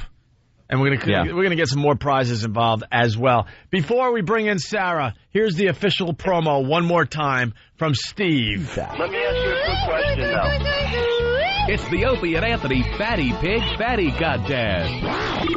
The Opie and Anthony Show is looking for fat, blubbery, undisciplined women to point and laugh at. Don't worry, we're willing to pay for the privilege. Just haul your big, embarrassing ass down to our Free FM studio in New York City, strap a pig mask around your fat skull, squeeze your hindquarters into a bikini, and have a snack for $15. The biggest mess to waddle through the door at the end of the contest wins $10 for every humiliating pound on her carcass. So if you're saddled with 350 pounds of embarrassing flab, you'll get $3,500. Dry those tears, young lady. $3,000 buys a lot of Kleenex and a lot of pizza.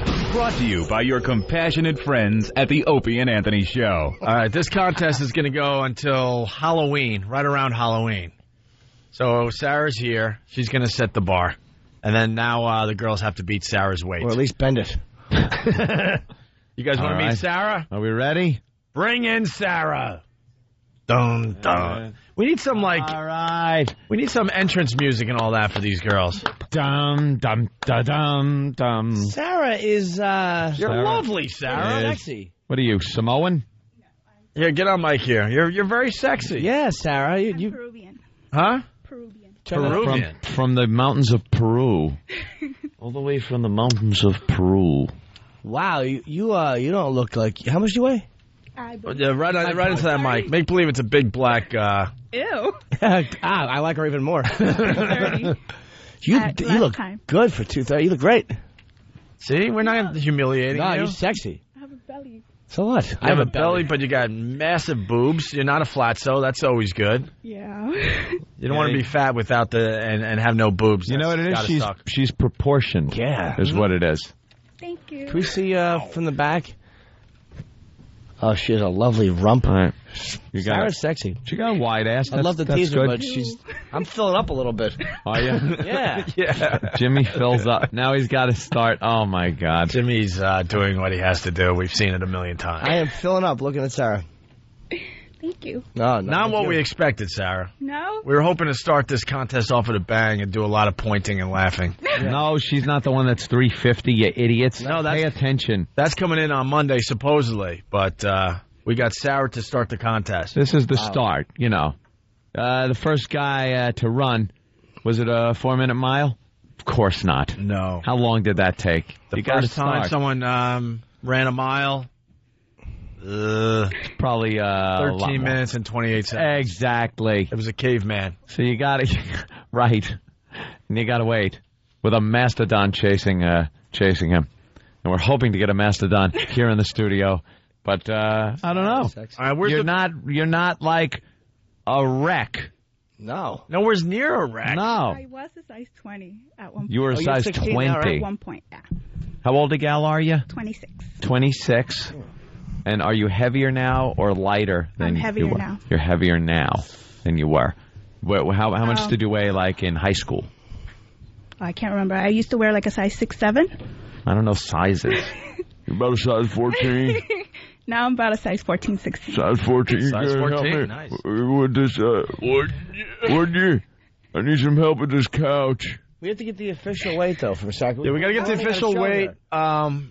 Can we get you in a bikini or bras and panties? What can we do with you, Sarah? Yeah. I heard actually that I didn't have to, so. Didn't have to. As long as you have on, See what you got to happened? take your shoes off so we can get an accurate weight. Yeah, she's got a very light dress on. Yeah, she looks. Oh, look at those bosoms. Yeah, what size are the bosoms there? 38 double D. Oh, they're still there. Okay. 36 double D. Mm-hmm. God damn her. Jimmy, right? Oh yeah, right. Definitely. If she had low enough self-esteem, I'd jump on her in a second. What happened to the side prizes to try to coax into at least bra and panties on the scale? We got to get the contest starting somehow. Yeah, it's going to get uglier as we go on. Yeah, Sarah is probably the hottest we're going to see. Yeah, I think so. I really do. All downhill from here. All right, I'm just trying to keep up with the spirit of this event. Can you put the pig mask on for a goof, though? Sure. All right, bring the scale over so we can weigh her while she's on mic. Let's get the pig mask for Sarah. We're going to take a picture. We're going to throw it up on our website. This will be the girl to beat. So what you guys have to do is you throw a picture up, Steve, with her weight right there underneath her picture, so the other girls out there know what they got to beat. I don't feel too. $10 a pound. Sarah now has the pig mask on. Oh, Jesus. All right, hold on. No, get it right next to the mic so we can still talk. I don't feel good about this. Why? I like the pig mask. The pig mask is cute. Sarah, set it off. Just keep the pig mask on. We'll guide you to the scale. I know I said it before, but God damn, that mask looks like John Valby. All right. It's the hat and the hair. All right, the official weight for Sarah in Queens to start off the Fatty Pig Fatty contest. What is it? E-Rock? Do you want to look at the weight, Eric? Instead of walking around. Jesus, Eric. 27. What? 227. 227 pounds. That would be $2,270 if no one beats you, Sarah. Yeah, you don't know. No one might show up. And we're going to give you something for coming in. We just don't know what that is yet because we're developing the contest as we go here. We're just amazed at that mask. I don't feel good about it. Gets hot in there, right? Jimmy, might lose some weight in your head. We asked Keep her that mask on. We asked her if she wanted to put the mask on. She said yes. She said sure. She's doing a good sport. Did you get a full body picture of her with the pig mask on there? You want to pose for Eric with the pig mask on? Where do you want her, Eric? Sure. We got to get nice pictures for OpieandAnthony.com. And did we get a nice video for YouTube, Sam? Okay, very good. We're rocking. Yeah. All right, yeah. And the people at Pal Talk are saying she's cute. Yeah, she's very borderline. Well, somebody's offering $50 for her to do things that are illegal. Yeah? Yeah. All right. No, I'd hit it if it was 90 pounds lighter. No, Sarah's that type of girl. 75 pounds lighter. You look at Sarah, you go, all right, she's a big girl, but she doesn't cause you to take any type of an uncomfortable second look. She just doesn't like look 227. No, she carries the weight very, very well. Lose 100 pounds, but she very looks well. good. Yeah. I'd F her. You have a boyfriend, Sarah? No. What's the microphone? No boyfriend, huh? No, I don't have a boyfriend. What happened? I've been talking to a guy for like 5 years, but... 5 years? You've been talking to him for 5 years? Was he in a wheelchair? Why don't you get moving? Move slow. He's got to be gay. No, he's not gay. Have you had sex with him? No. Where do you talk to him? Huh? Are you a virgin? No. Okay. Oh. Not really. Not really. Uh-oh. What's that mean? That means... Only sex one time or one person? With who, Daddy? No. What happened? You woke up at a party? No. With I a used to bundt be engaged. cake? What? I used to be engaged. Nothing? I stink today. No. Oh, you used to be engaged? And then you had sex with the person you were engaged to, and then he broke off the engagement? Yeah. Oof, well, you should have waited.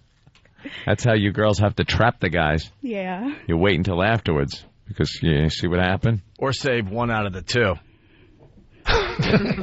Yeah. Tell him you'll, yeah. You got 3. You could do 2 out of the 3. You got to save 1. Yeah, 2 out of 3. You're still going to get married. You didn't give up everything, did you? No. No. All right. So you're still okay? You're still a virgin? Yes. All right. Unfortunately, we have to wrap up. Sarah from Queens, thank you so much. The contest is on. Fatty Pick Fatty has begun.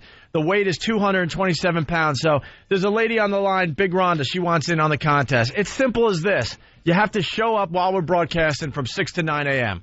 6 to 9 a.m. here in New York City, although tomorrow we're in Cleveland, so you can show up when we're broadcasting in Cleveland from 6 to 9 a.m. But the weight to beat is 227 pounds. We're paying $10 a pound right now for the largest or the fattest girl or the heaviest girl to come into our studio. Okay? USDA Prime Fatty. And knowing our listeners and knowing our friends of the show, I think the $10 a pound is going to go way, way up by the end of the contest, okay? Everyone's saying she's cute. Yeah, Sarah, thanks for being a good sport. We'll have your picture up on OpieandAnthony.com. We'll have the video up on OpieandAnthony.com and up on YouTube.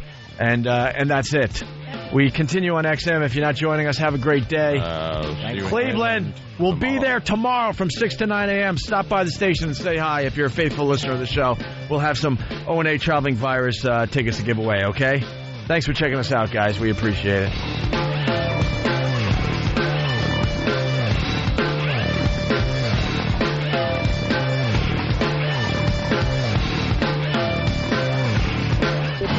The Opie and Anthony Show. The Opie and Anthony XM walkover begins now.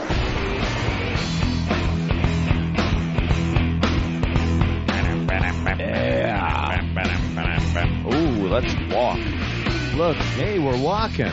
Yes, we are. I want to get in the sunlight. Yeah, it's cold in the shade. Let's get in the sun. That's right. We're a traveling radio show. Summer's done. Ooh, nice camel toe.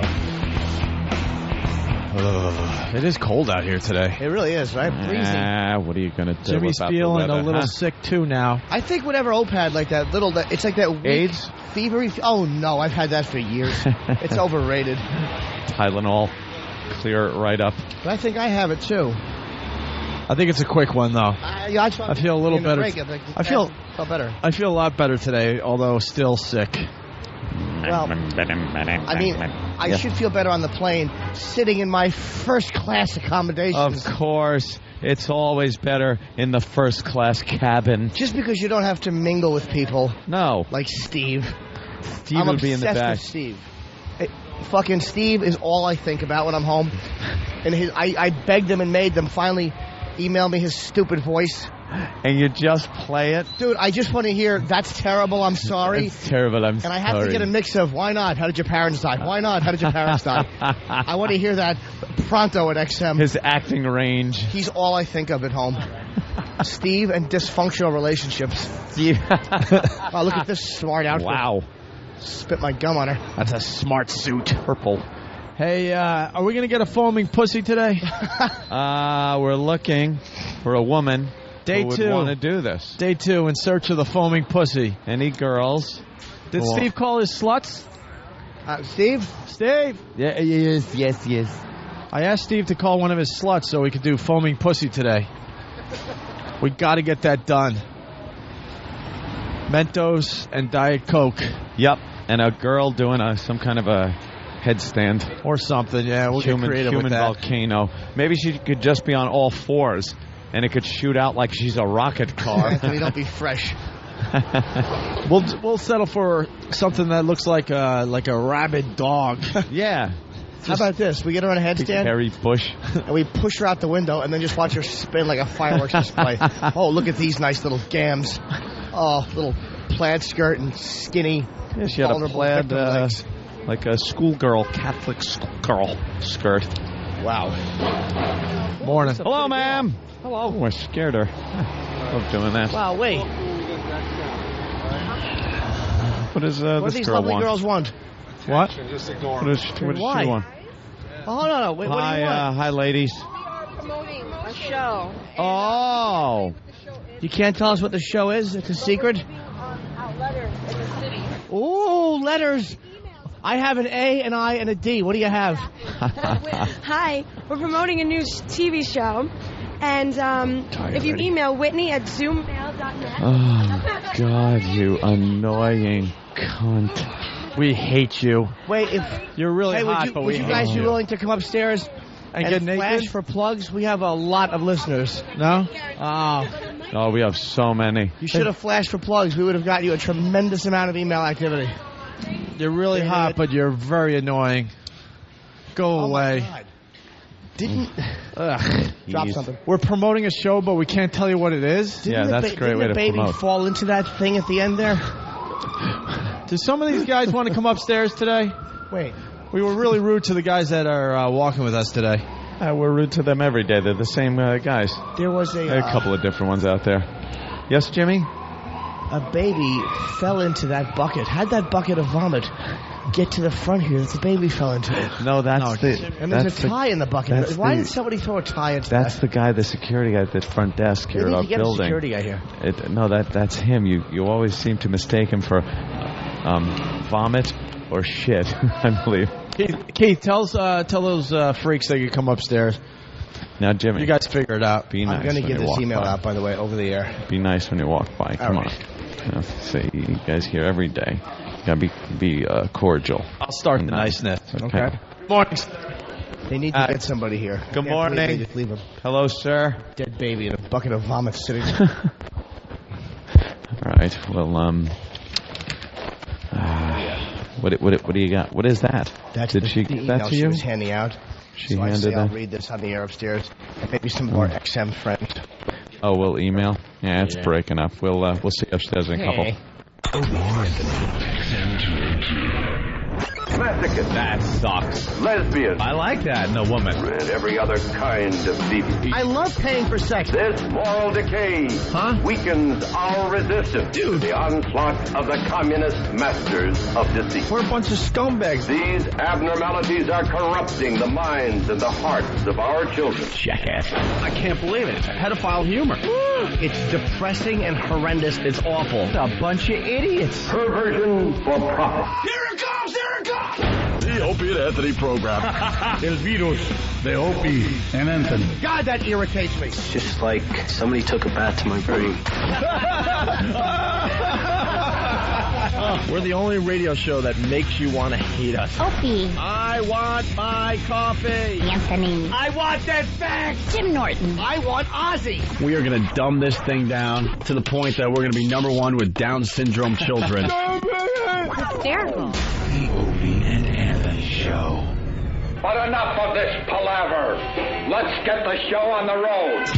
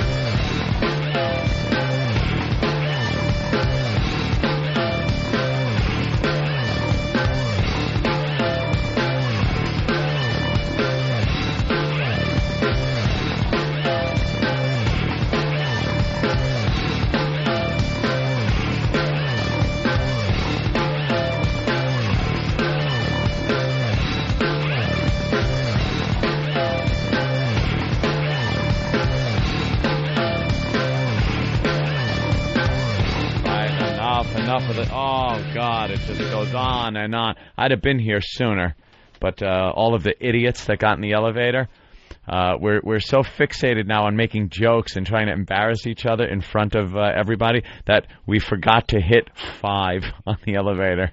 So we had to take a ride up to the 15th floor because we're too stupid. We're all having so much goddamn fun that not one idiot remembered to hit the number 5 on the elevator. So we rode up and made fun of the women that were on the elevator. I think I got nasty with one because she was really nervous being in the elevator with just us. She was the last one to get off on the 15th floor, and she was standing right at the door as it opened. And I was like, "Can't get off quick enough, can you?" And she was angry with me. I'm sorry to interrupt, Jan. Can somebody tell Shit Dick, where's the soups? Yeah, hey, you know something? That son of a bitch, Steve, had 2 bags full of soup. I know. And I said, what's in there? And he goes, oh, it's delicious soup. They're sending it over every day. And I said, ooh. And I went to look inside. He goes, there's soup in there. I said, I know. He goes, I'm bringing it over. I said, oh, when? Well, they better start sending a couple more. I'm going to have a fucking problem with the soup man. If those soups don't make their way in here for us and someone else takes them, they'll be hell to pay. Ooh. By the way, yeah, the 2 girls that were walking trying to promote something, really contributing nothing to the Opie and Anthony program. But this is what it says. This is meant to play on vulnerable guys. Is it? It says, "How do I know you? Let's get in touch." Whitney. So maybe some of our friends out there would like to get in touch with Whitney because they're promoting something. Now, how would anyone get in touch with Whitney when you just heard her name? Whitney? Get that over here. At zoommail.net. Whitney at zoommail, ZOOMMAIL.net. That's wonderful. Perhaps some of our listeners... Hold on a second, Steve. Now, how do we get in touch with the soup people? I would like a soup. You don't have one. There's only 2 in there. You can. I don't want mine today. 2 big things of soup. 2 big Tupperware containers. Why of are you soup. humiliating me? Because it's fun. There's a lot of stuff. Look. Okay. So, Jimmy, what is this about? They're promoting something. Are they, who was? Whitney. Yeah, no. They're not whores. They're promoting something, but they're using the fact that they're cute girls to get you to... You'll email them, and they'll send you back a promotion thing, I bet you. What if it's for Gold Rush or something? Do you think it? No, it can't be. We're promoting something, but we can't tell you what we're promoting. It can't be. It's one of those things. You're absolutely right. They make it sound like it's something big, like a TV show, which was what they said, and it turns out to be some kind of spam thing that they want you to answer that ends up like those sex emails you get. Hi, looking for someone to fuck? Get those emails? Hey, what's the middle soup? You better have an answer, kid. That looks good. Can I throw in your lap? Oh, Steve. Only if you drink it right up. What is the middle soup? What's the middle one? You better know. You better fucking know. I would give it to me. I'll figure it out. Yeah. Is it turkey chili or is it something else? That's the turkey chili. I don't know, Steve. Doesn't that narrow down everything in life? Is it turkey chili or is it something else? Well, yes. Come here. Let's go to Chad in Denver. He wants to go old school. Chad? Hey, that guys get soup. That guys get soup. Don't make a fucking maniac out of me. That's right. That is old school. You're kicking it, sir. Harry in Detroit, what's up? Hey, boys. Happy birthday, Jimmy. Jimmy, smell that one. That old gag. Go ahead, Harry. Yeah, I just wanted to know what it meant when Jimmy told somebody today that they dropped something. I hear him say it every now and again, and I don't know what it means because I'm an idiot. Spicy. He doesn't know what you drop something means. It means that something is not being held that was being held, and they should pick it up.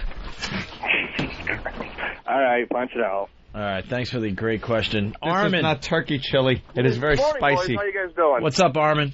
I paid $160 week 1 for you guys' tickets. I'm 10th row back, loving everything that's going on. My old lady's friend buys the pre-sale tickets, or the not the pre-sale, but the what do they call it?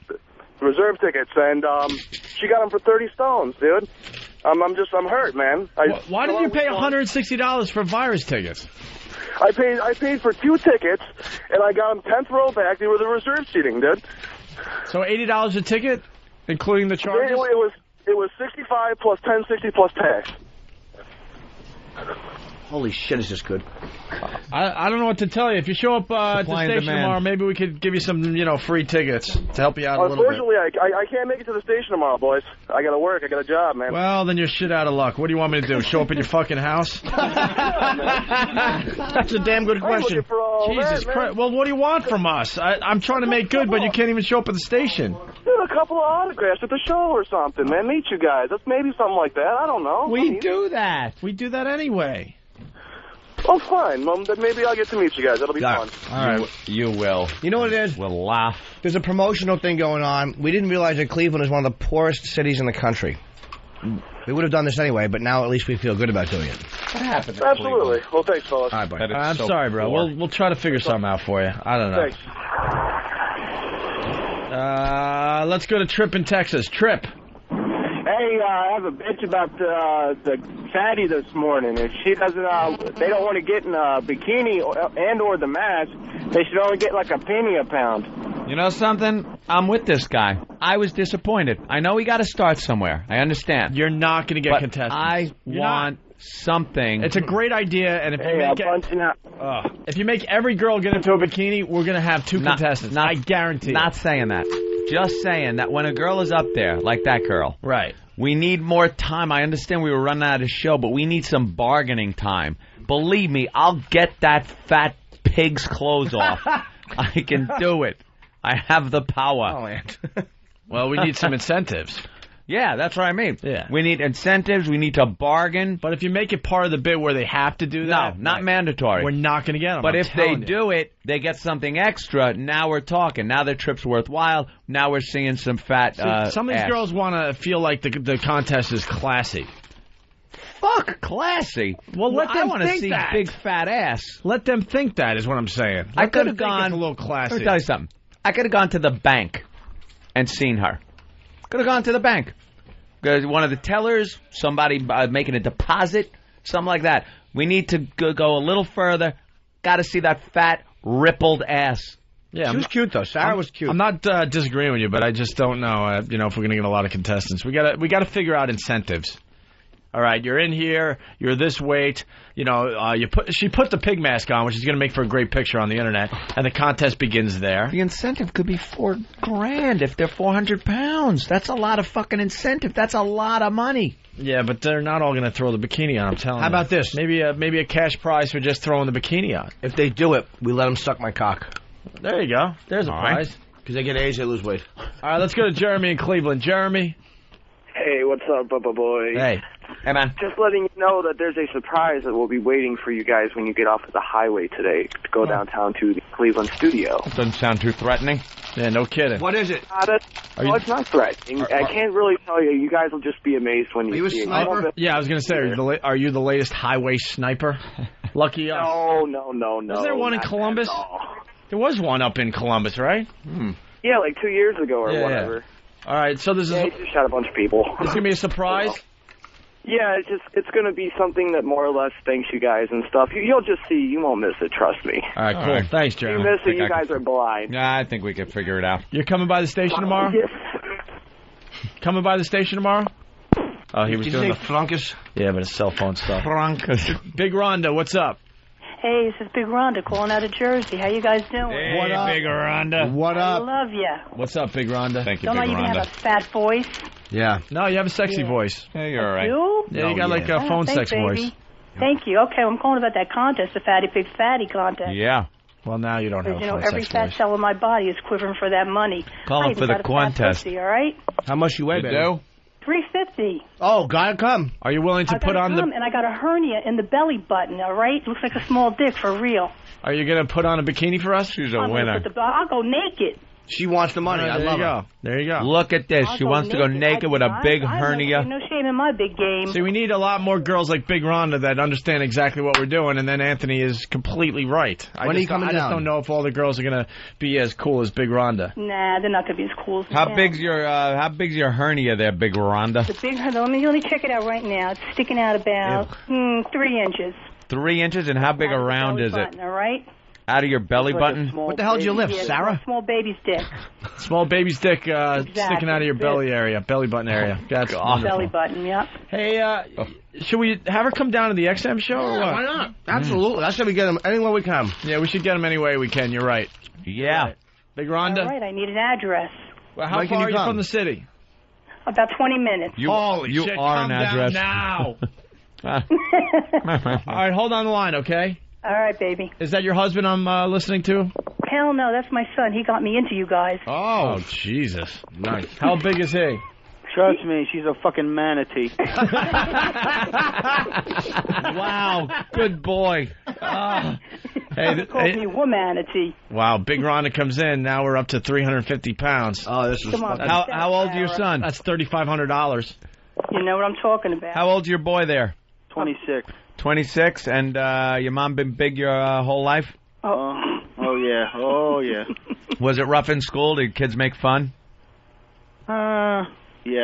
Yeah. See? He knows. That your moms are selfish sometimes.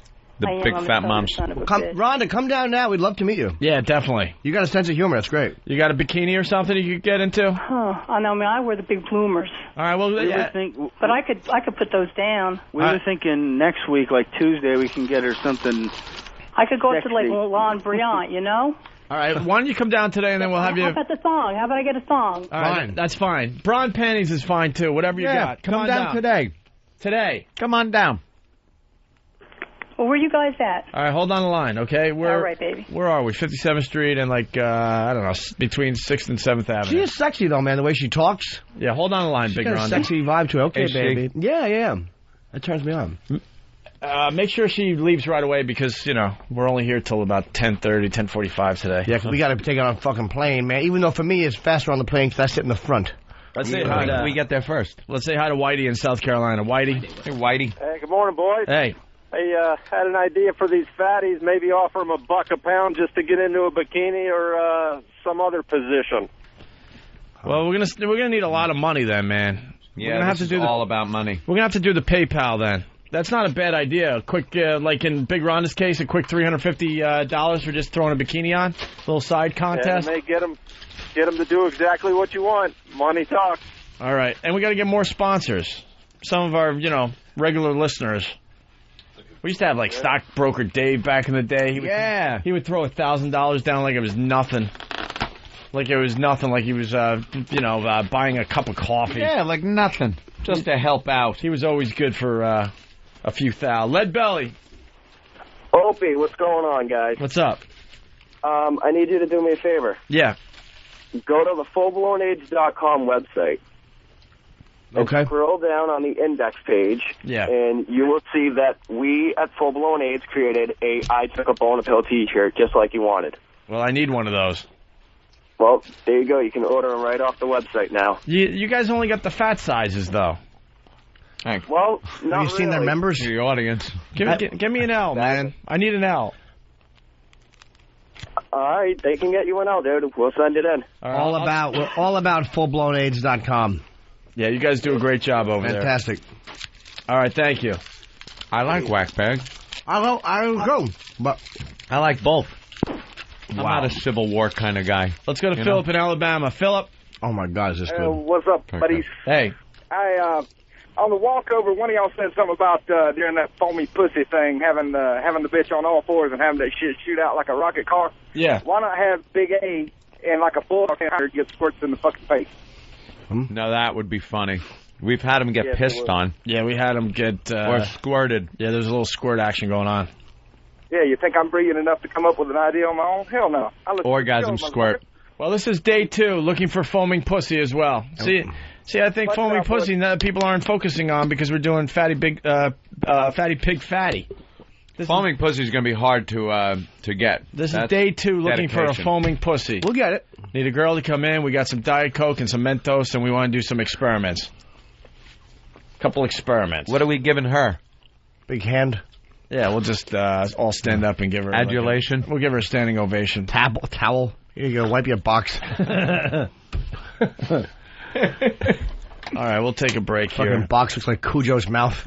Give it a wiping, would you? We'll take a break so you guys can eat your soup. Oh, this soup is Gotta good. eat. From the soup, man. I had bisque. I know it's too creamy, but I'm feeling better, actually. Maybe I needed to eat. Maybe. The soup guy great. The bisque. I had a bisque. All right, we'll continue with some things. We got an angry elevator call on the way. Oh. You know, I'm starting to get hot. Oh. You know, I'm starting to get hot. Oh, no, I'm going to give up my virginity. I'm a sport. Maybe take a little cock right into my mouth. It must hurt. Maybe taking it in the rear.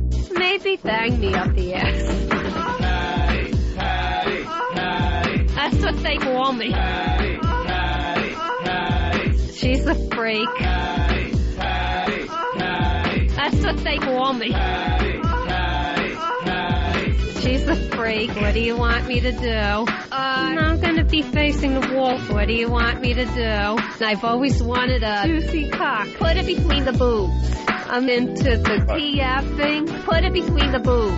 Put it in the pits. Put it in the pits. My favorite oral treat. My favorite eating cock. I'm hungry for a big, fat, juicy cock. After I whack your bag, whack your bag, whack your bag, whack your bag. Shoot your big wad of cum right into my mouth. Patty, Patty, Patty. That's what they call me. Patty, Patty, Patty. She's a freak. Patty, Patty, Patty. That's what they call me. Patty, Patty, Patty.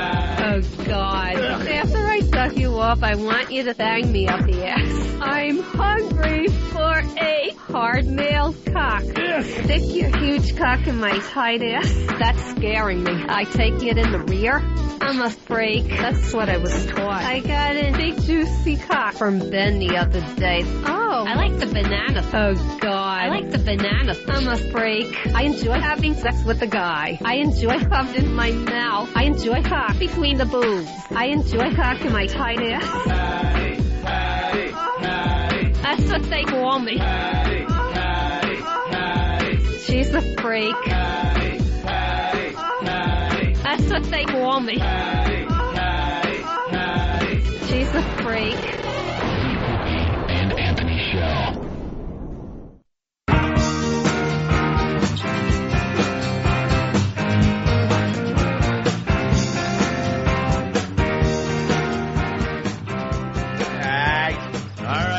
With the Opie and Anthony Show. Relax. A couple more stories in the news, by the way. Tiger Woods very pissed off. Were those pictures of his chick? Or no. Superimposed, right? They've been trying this old gag for many years. She's lovely, his girl. But here's the latest on Tiger Woods. It wasn't golf on Tiger Woods' mind when he sat down with reporters in Ireland ahead of the Ryder Cup. It's hard to be very diplomatic about this when you got so much emotion involved, when my wife is involved like this. Woods vehemently denied a photo of a naked woman published recently by some Irish media outlets was his wife. The picture first came out 3 years ago, and Woods denied it then, so he wasn't all that happy about doing it again.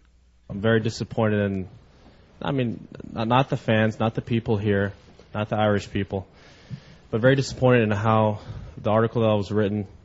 My wife, yes, she has been a model prior, and she did do some bikini photos, but to link her to porn websites and the such is unacceptable. One of the magazines involved issued a statement saying discussion of the photo was included in a regular satirical column and apologized to Woods and his wife for any offense. Still, as one of the most visible athletes in the world, Tiger is used to prying media, but this incident clearly struck a nerve.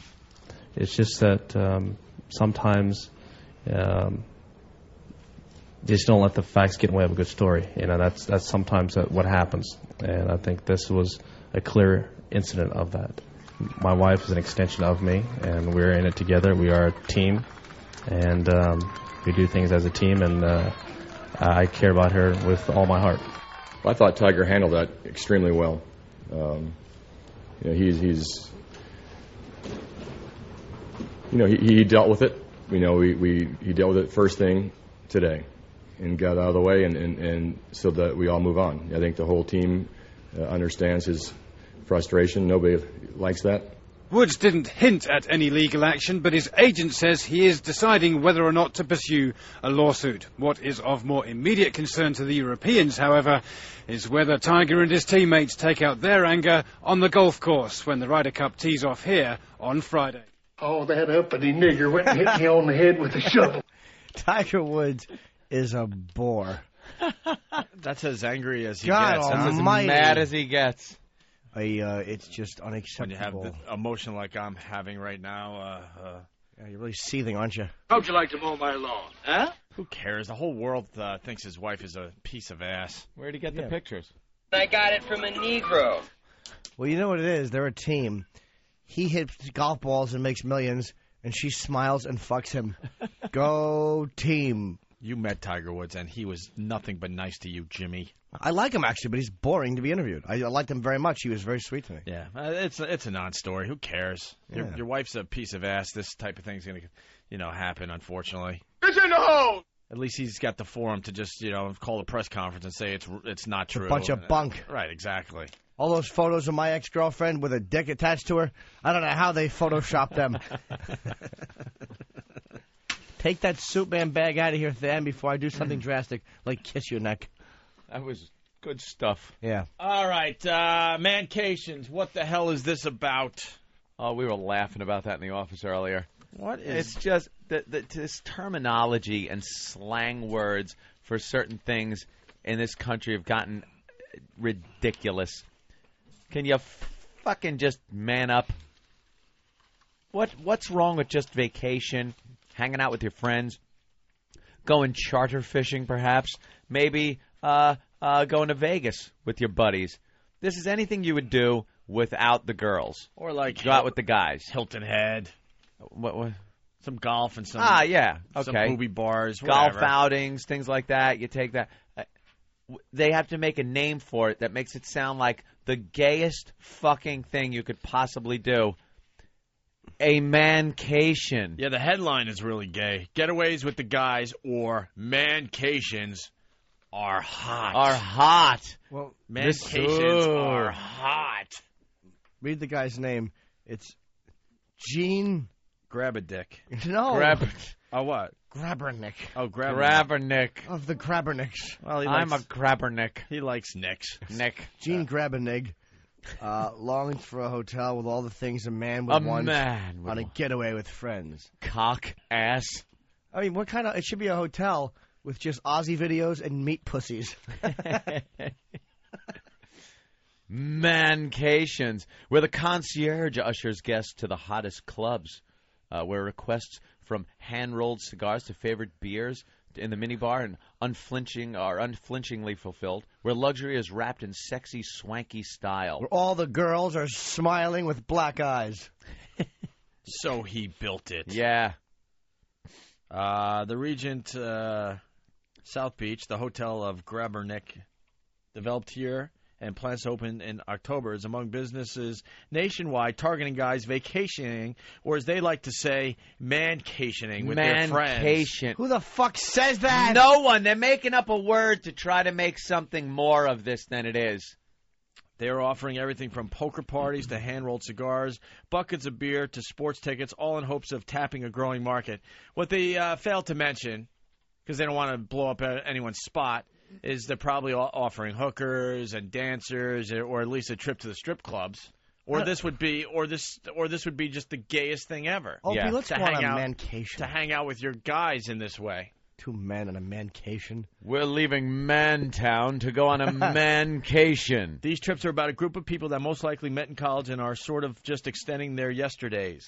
Ew. Said Josh Lesnick. Josh Lesnick is a stepper.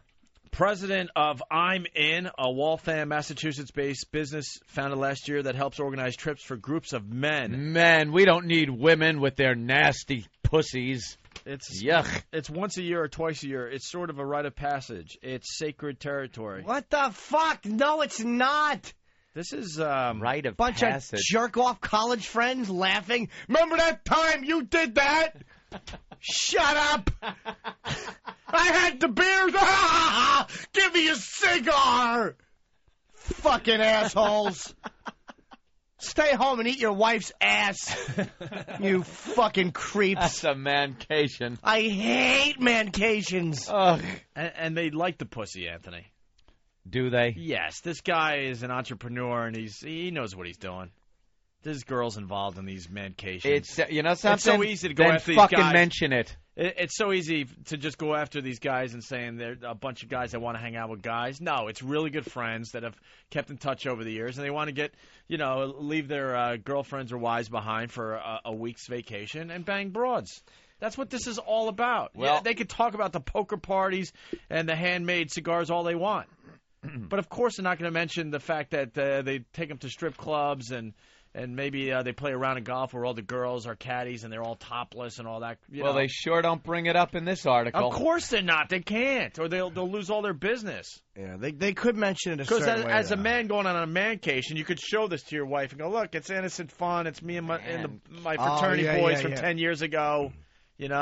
Look what they do. It's poker games. It's cigars. You know what I mean? It's golf. And look right here. Gravenich said his concept for the Regent, which would also feature girls who will suck your cock and lick your ball bag for money, was partially inspired with his own getaways with friends.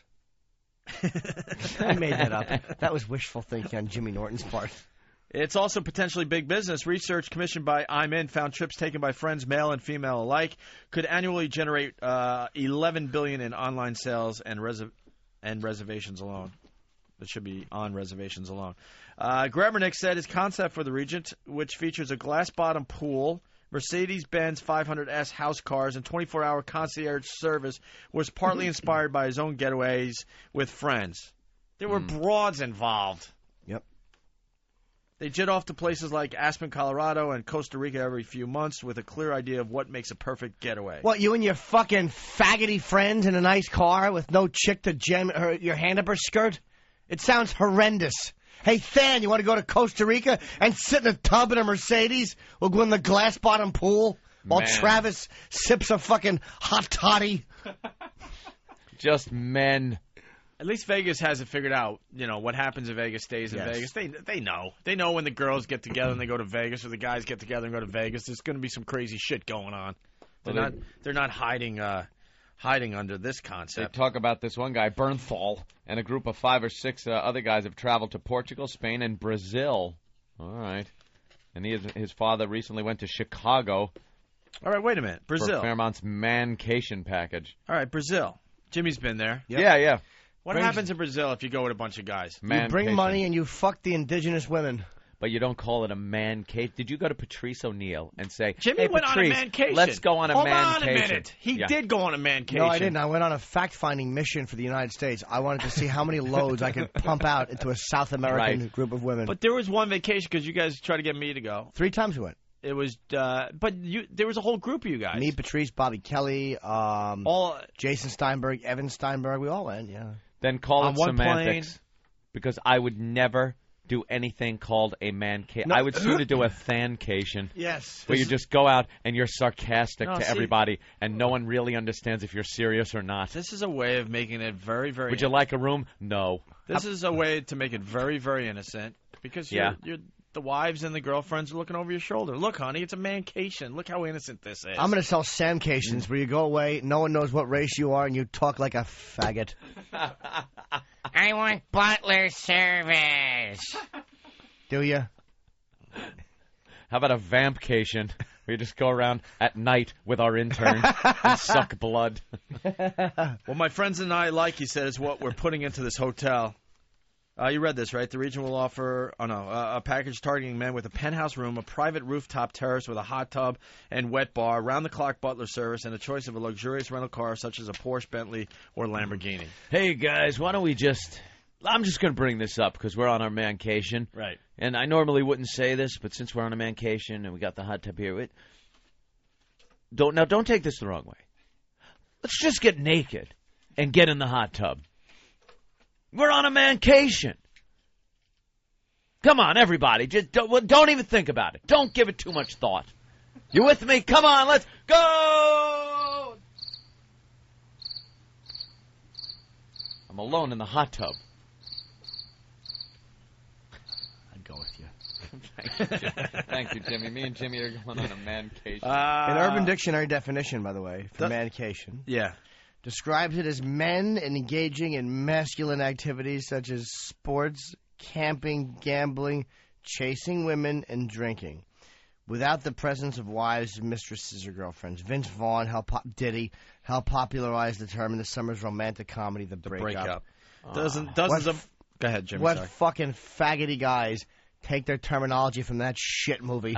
Dozens of other places are getting into the Mancation Act, too. At the Wild Dunes Resort in Isle of Palm, South Carolina, the Dudes on the Dunes package includes a round of golf, an in-room poker game with snacks and beer from $625 per person for 2 nights. The Marquis Los Cabos Resort in Los Cabos, Mexico, includes surfing lessons, golf, poker, cigars, beer, chips, and guacamole. All right. And it's man-themed package from $4.90 a night. Do you have to jerk the cigars to get the guacamole out? And the Harbor Beach Resort and Spa in Fort Lauderdale is offering the fishing package, I guess, which includes a fishing expedition and a chef to cook the catch of the day, starting at $7.25 per person. Did you see the Fairmont Copley Plaza in Boston? The Entourage package. It's tapping the popularity of the HBO series, chronicling the lives of a Hollywood actor. It starts at $3,000 for 4 people for 2 nights. They promise to also give you a second season.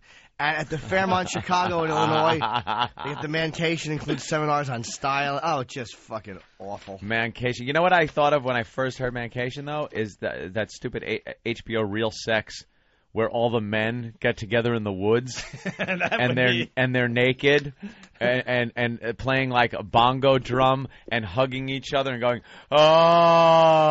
and groaning to get to feel better about themselves as men. Group hug, completely naked in the woods. Humming as you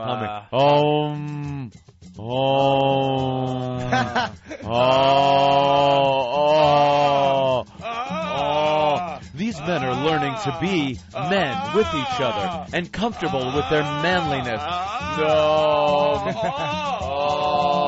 One guy gets a little overzealous.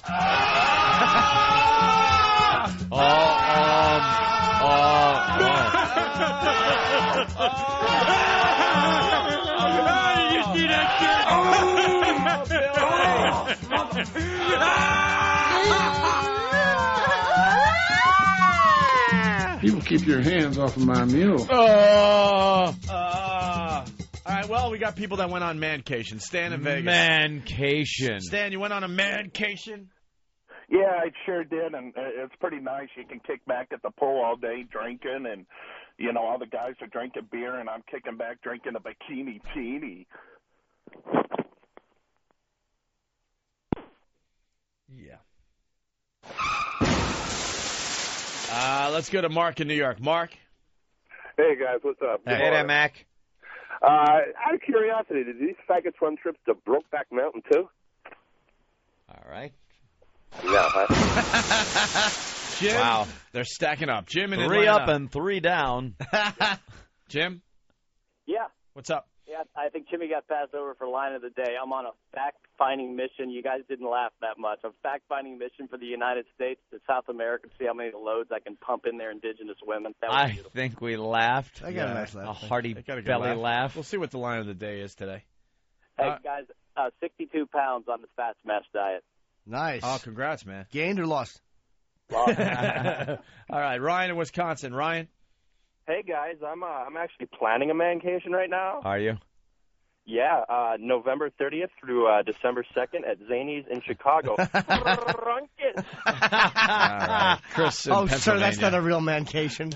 Chris? Hey, By the way, it's not Frunkus, you fucking no-tongue-rolling idiot. I'll punch out later. Not you, dude. Don't punch out.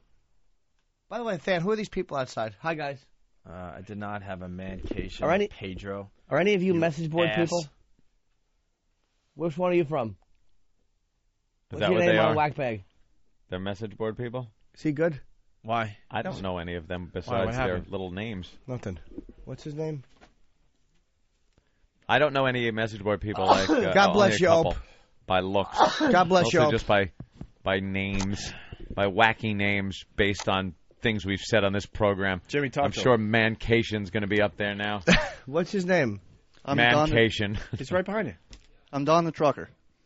Oh, really? Oh, Don the Trucker. Are you nice to me on Whackbag? Of course. I love you, Jimmy. Thank you, buddy. You're my hero. I told you that at Camden. Oh, you're a good man. All right, what's going on?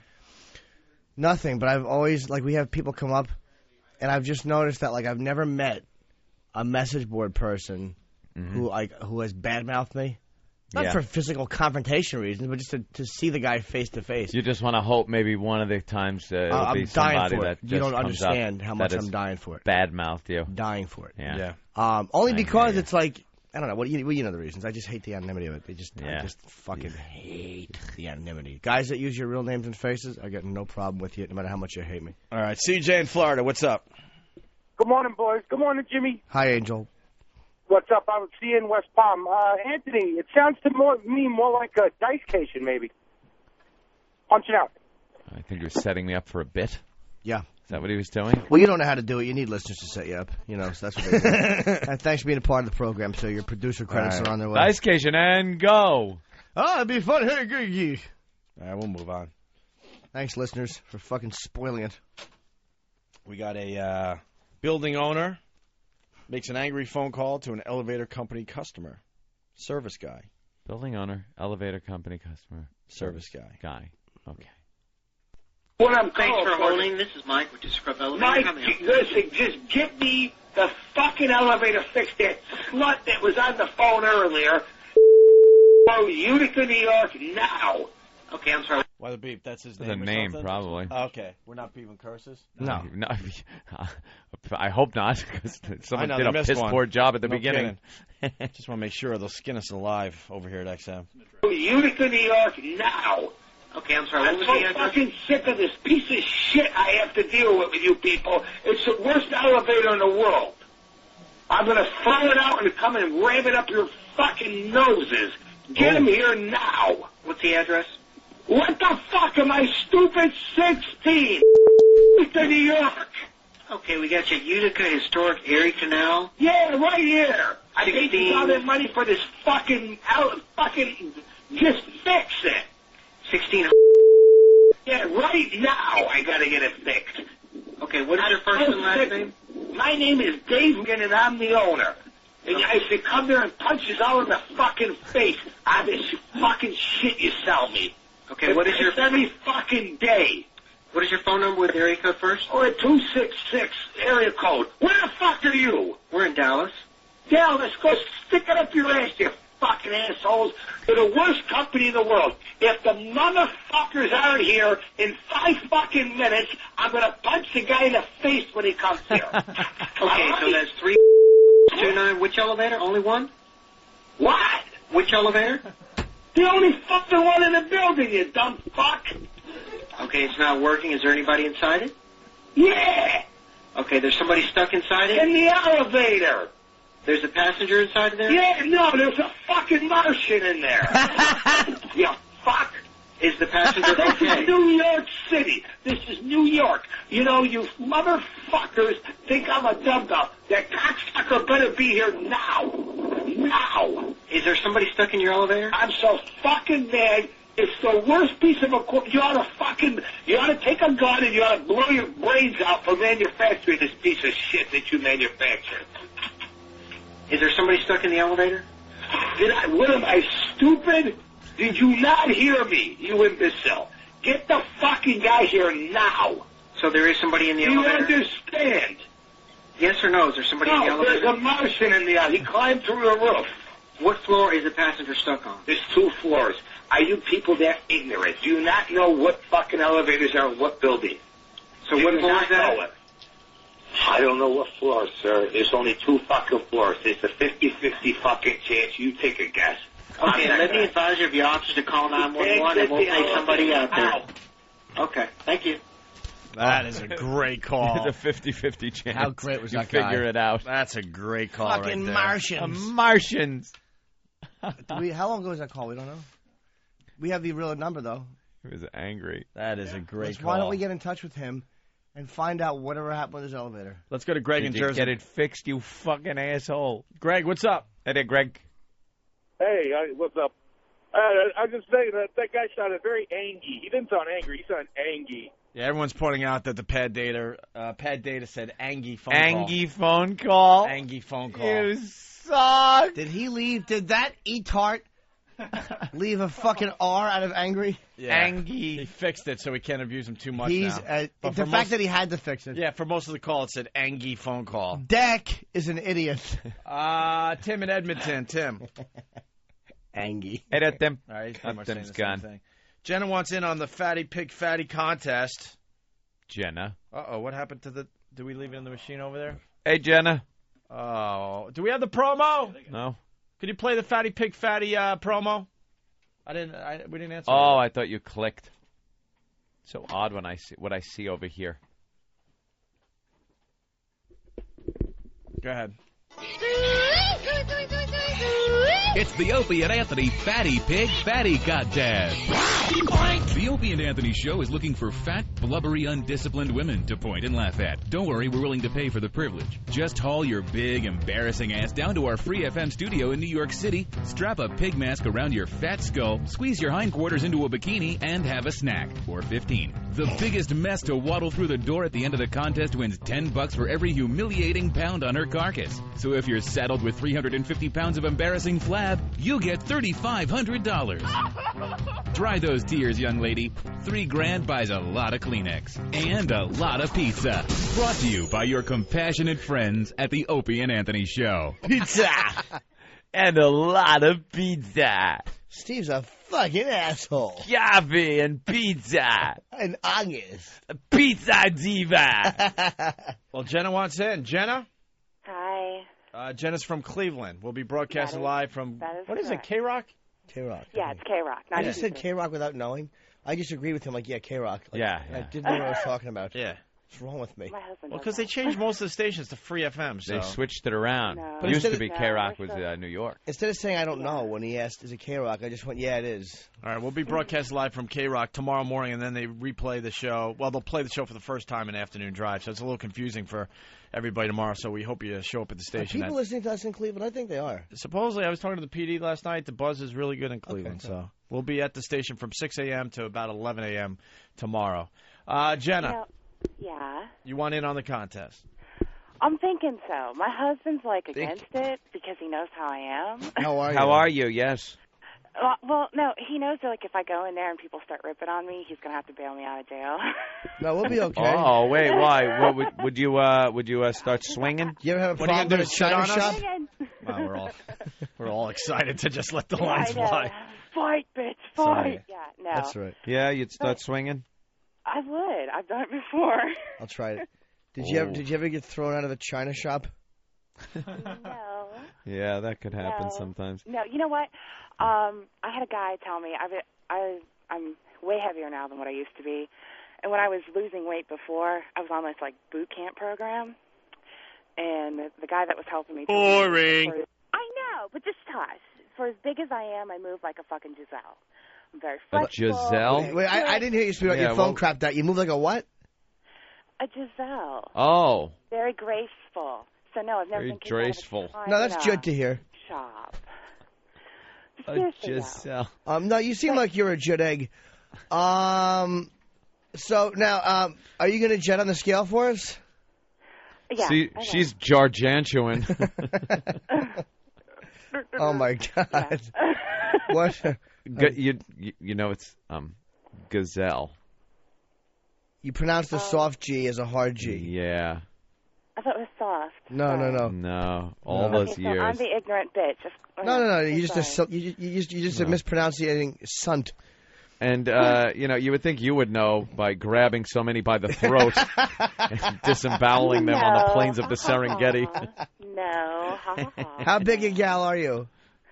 Well, I haven't stepped on a scale in a while, but Right. when I last was on a scale when I was pregnant with my son 18 months ago, I think I was like 270, 280. That's not that. I mean, that's a big girl, but that's not that bad. Yeah, you got to be And two. I'm 5'9", and like when people find out how much I weigh, they're like, no fucking way. Well, you got to be 220. yes. Oh God, forget I'm a it. fat bitch. Shut the so, fuck up. No, you're not that bad. God damn, will you shut up for 1 second so we could get in and talk to you? Yeah. Go ahead. And what? I shut up for 5 seconds so you could talk to me. Eat one of the snacks that is in front of you so we could talk for a minute. See? Big misconception. Not a big eater. Oh, really? You're not a big eater? Not at all. What is it? Your metabolism? Yeah. Yeah. Actually, I was just diagnosed. What do you to be put? quite honest, so. What do you put mayo on your metabolism? No, that's just nasty. You have a very slow metabolism. I do. Do you? Extremely. So you want to stop by tomorrow? Yeah, but you know what? Can you guys make me just a little promise? What? What? That you'll have me out of there by like 7 a.m. if I'm in at 6. Absolutely. Yeah, that's We'll easy. you won't have you wait. No, seriously, because... Trust me, if my you're husband- hot and, at the right weight, it would be tough to get you out of there at 7, but fat messes, no problem. Yeah, you're running out. What is someone you that's need like going- for the shade when the sun comes up? Yeah, I have to hide from... No, my husband has to go to work at 8, and he'll be watching our Well, son. yeah, no problem. We'll let you go through the Easy Pass toll of the Opie and Anthony show. You'll be Thank fine. you for- We'll have you out, Thank you. sweetheart. Thank you very We much. promise. Yeah, trust me. Love you. Get on the scale, get the fuck You out. guys, Thank I you. don't even know where it's... I don't even know where it's...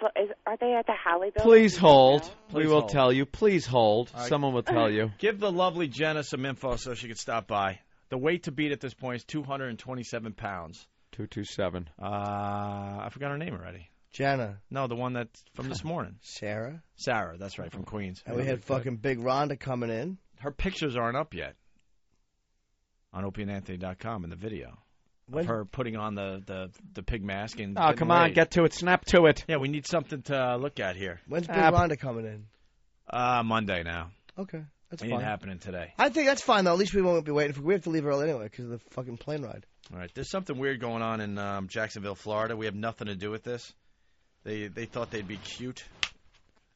Jacksonville station is stunting before launching a new format, and the music at the end has people thinking the O&A show is coming there. What? This has happened over the years. Like when stations change formats, they'll play like a little clip of our show or something. You sure we're not?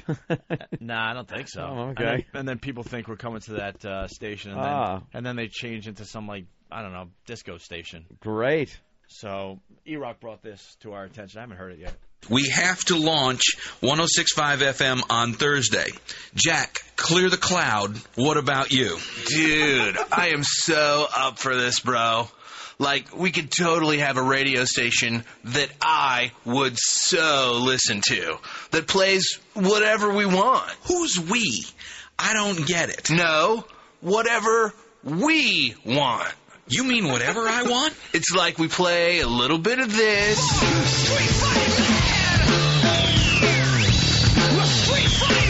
And then next, some of this.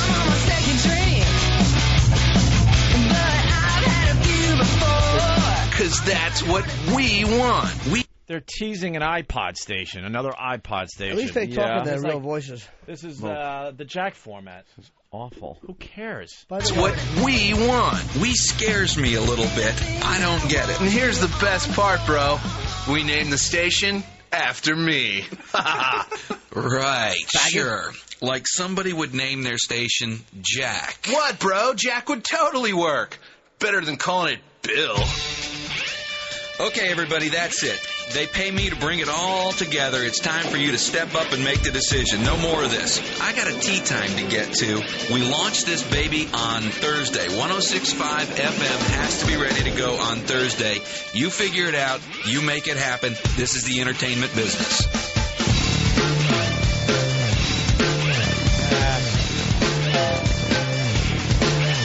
¿Qué te parece la 106.5? Muy pronto aquí en Jacksonville. De pronto.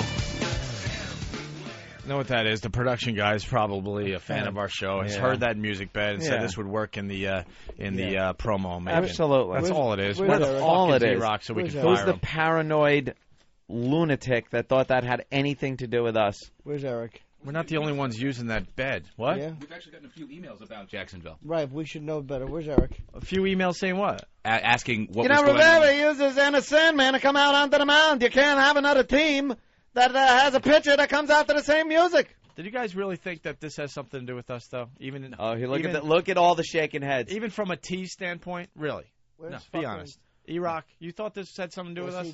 E-Rock? As far as using us anyway? That was the first time I heard it. Oh, Then boy. Who brought this to us? I did. Steve I did. brought this to our attention. Some listeners sent that to me saying, "Are you guys going on to Jacksonville? Because this is airing on a Jacksonville station." And one of the people from one of our affiliates emailed me the other day. We don't own the Rage Against the Machine music bed. They're Right, just using exactly. the bed. We're not going on in Jacksonville. Ever.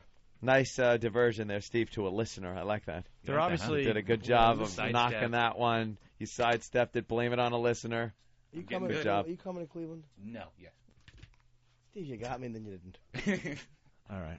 They're going to do, it looks like maybe a Spanish thing. Spanish Jack. Yeah, I or heard something. some Spanish after Oh. that. Some Spanish language. I fucking hate Jack. Why? Jack is great. I don't like the name of it. It's Listen a to great Jack, format. dude. It's a great.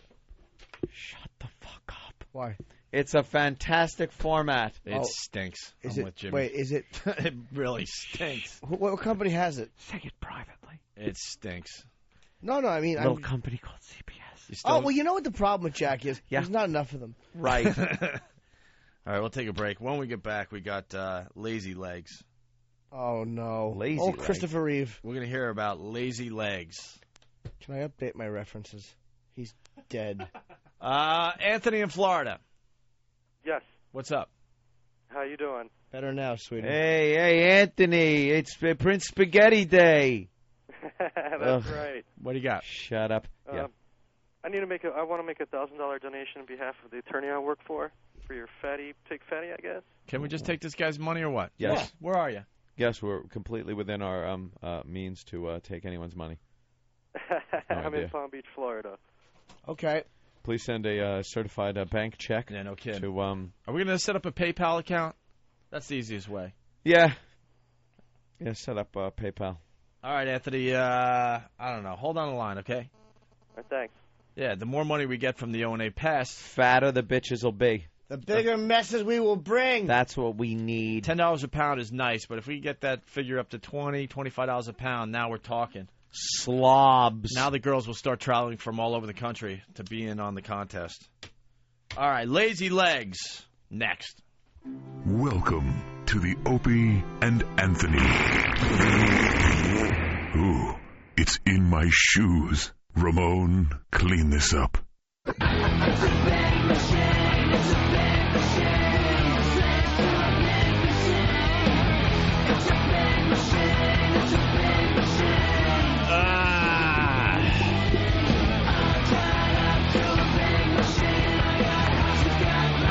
Who is this? Must be good. You're taking Advil listening to it. Been sick all morning. Velvet Revolver, nice. Yeah. It's the Opie and Anthony show. We got to get out of here a little early because we got a plane to catch. I hope we don't have to actually catch it. I'm too tired. I cannot run 160 miles per hour. Yeah, we got to leave. Try to catch it. Yes. All right, we got Lazy Legs first. We're doing Lazy Legs. I want to do Homo Governor. Do you really? How could we not play? All right. Now, did McGreevy on Oprah air already? Yeah. Oh, it did. Okay. Yeah, it aired. So we talked about it, but I want to hear because from what I hear, he talks about his little truck stop or rest stop exploits, sexploits. He's doing the rest areas. He's rest doing, areas. This is the alleyways. He's the fucking governor of New Jersey at the time. He was having sex while his wife was having a C-section. Married. Yeah. This guy is a good egg. Married. Yeah, his wife is having a kid, and he is just out. He cannot get gay enough. The guy was trying to play hetero for so long that once that gay slipped out, he went so gay. He said, fuck it. He's going to friggin', he could have probably kept it on the QTs, the governor, Yeah, you could keep it quiet in the governor's mansion or something like that. But he's just, I gotta be gay. How do you keep it quiet in the government's mansion? People around everywhere. I think you could probably, let's see, say you're going out for the night. God bless you, sweetie. Pick up your lover. Yeah. And bring him back as some type of business associate, and you need to do some work privately in the governor's office. Then you eat his ass on your desk. Right on the blotter. And you spread his dirty oniony cheeks, and you bury your gubernatorial face in them. All right, you explained that. There it is. I need some. All the ends of the pens on his desk smell like shit. Because he chews him after he's an asshole. Well, here he is on Oprah. Oprah. Just admitting to pretty much everything. Yeah. When I grew up, being gay was something that was shameful, something that was an abomination, something that was ridiculed. Mhm. Who the heck is running towards that? Yeah, I understand. Every sensible person says, and you believe. He said, who was running towards that? I said, you were ass first. Oh, goddamn.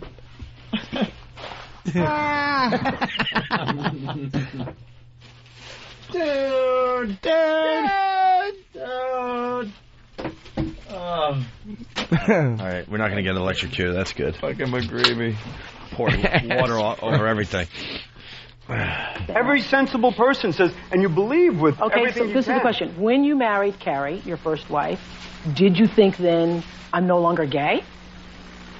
I thought, and let me just back up. Okay. You don't Into a necessarily cock. say.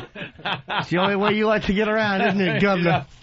Back up. Fucking brake lights in every car you ever have are worn out.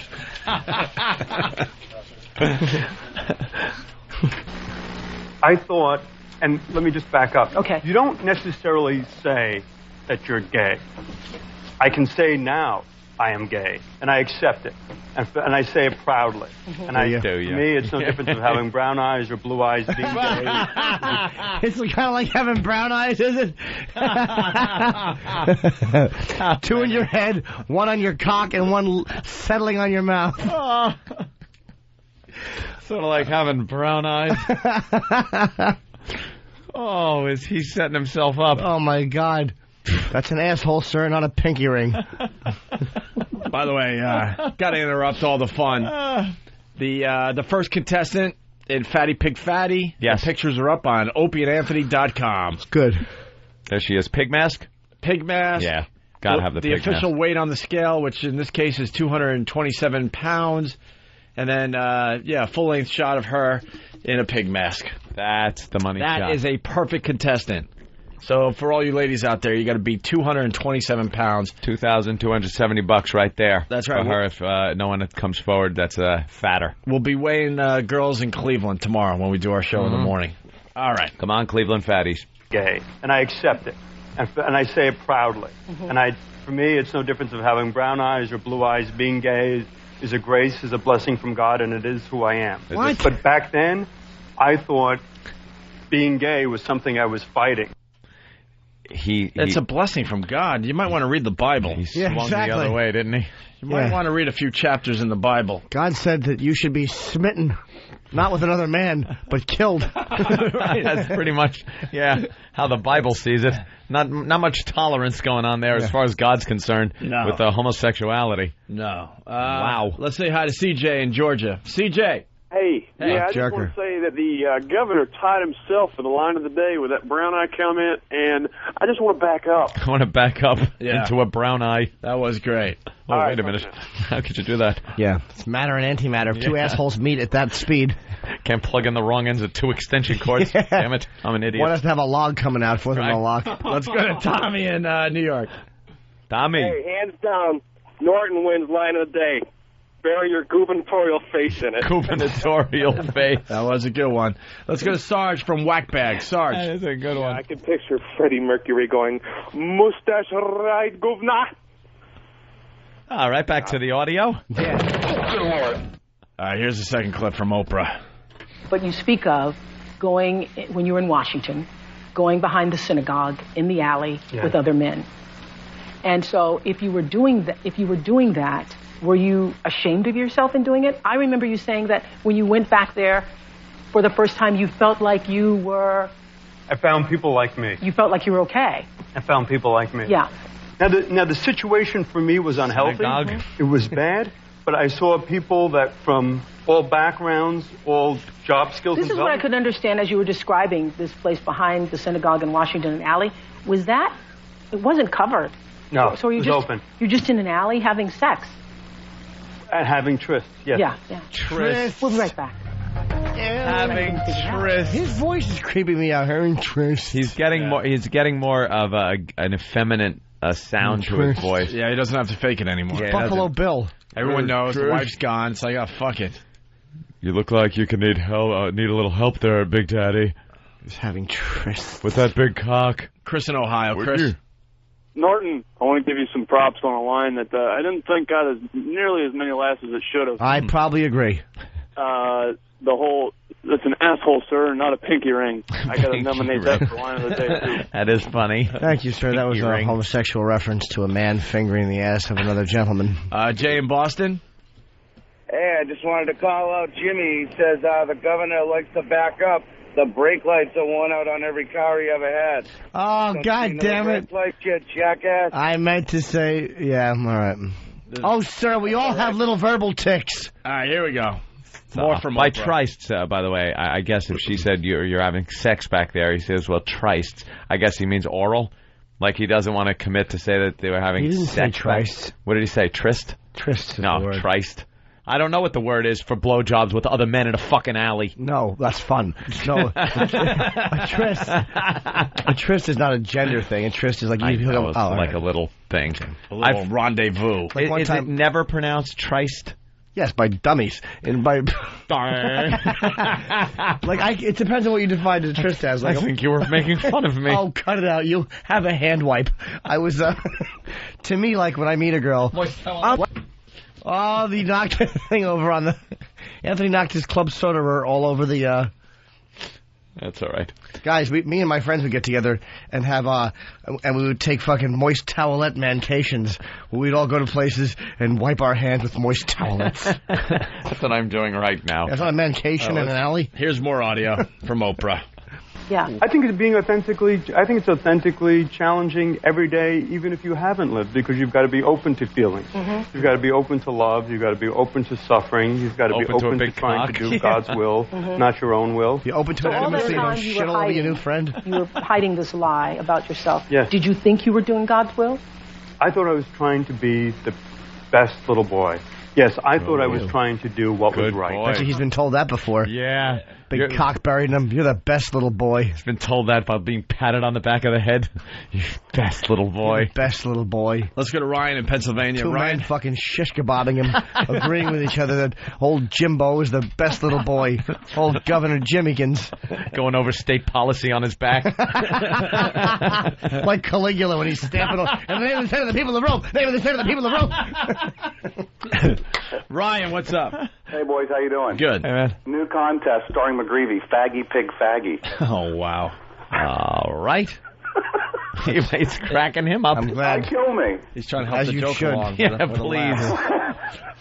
Let's say hi to Ron Burgundy. Hey, guys, did this guy always, I don't know the New Jersey governor from anywhere, but did he always have the gay accent, or is that something? Not like that. He sounds deaf, dude. He sounds deaf. Yeah. Was he always deaf? Did he always sound rather? I don't know. Sounds like he's got the hearing fucked out of him. The way, somebody caved his fucking eardrums in with a cock. But where do these accents come from? I don't get it. It's hanging out with a lot of gay people, I think, has given him more of an effeminate I think lilt in his voice. I think he always talked like that, but he was so paranoid he tried to talk. Fix it. Man his voice up a little bit. Yeah. You can let it go on a mancation, boys. Thanks, gents. Watch out. All right. Gents. Gents. Have a little cane and top hat. Yeah. We're gents here. Flip. I believe the governor lives in the governor's mansion, not the government's mansion. Yeah, I know. I'm a little under the weather, and I'm on some fucking cold medicine. Give me a fucking break today. Give him a break, would you, sir? And I also lost my fucking place that I worked to get for fucking 6 months. And he's Anything worth else, millions. Flip? Punching out. Punching out. I'm having a tough day. Here's more audio. This is what I wanted to know. When you made love to your wife, what was that like? Ugh. Did you ever fall face first into a dumpster? Did you ever rub your genitals in sewage? Well, let me set up the clip here, Jamie. Ready? This is what I wanted to know. When you made love to your wife, what was that like? Eating aborted fetuses out of a dirty dead dog's asshole. This is what I wanted to know. When you made love to your wife, what was that like? I wonder if... I got one. Okay. If you will. This is what I wanted to know. When you made love to your wife, what was that like? Boring.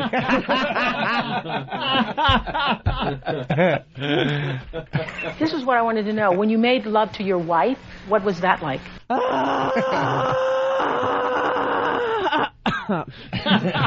I wonder if anybody in our production crew has any answers for that question. I mean, I'm only curious because it seems like an interesting question. Yeah. To ask the governor. I got one before you got that. All right. This is what I wanted to know. When you made love to your wife, what was that like? Shame, shame, shame, shame on you. All right. I think, somebody might. This is what I wanted to know. When you made love to your wife, what was that like? That's terrible. I'm sorry. All right. Maybe something else. Oops. And so your wife is in the... What the hell happened there? Uh-oh. All right, hold on. This is what I wanted to know. When you made love to your wife, what was that like? Oh, shit.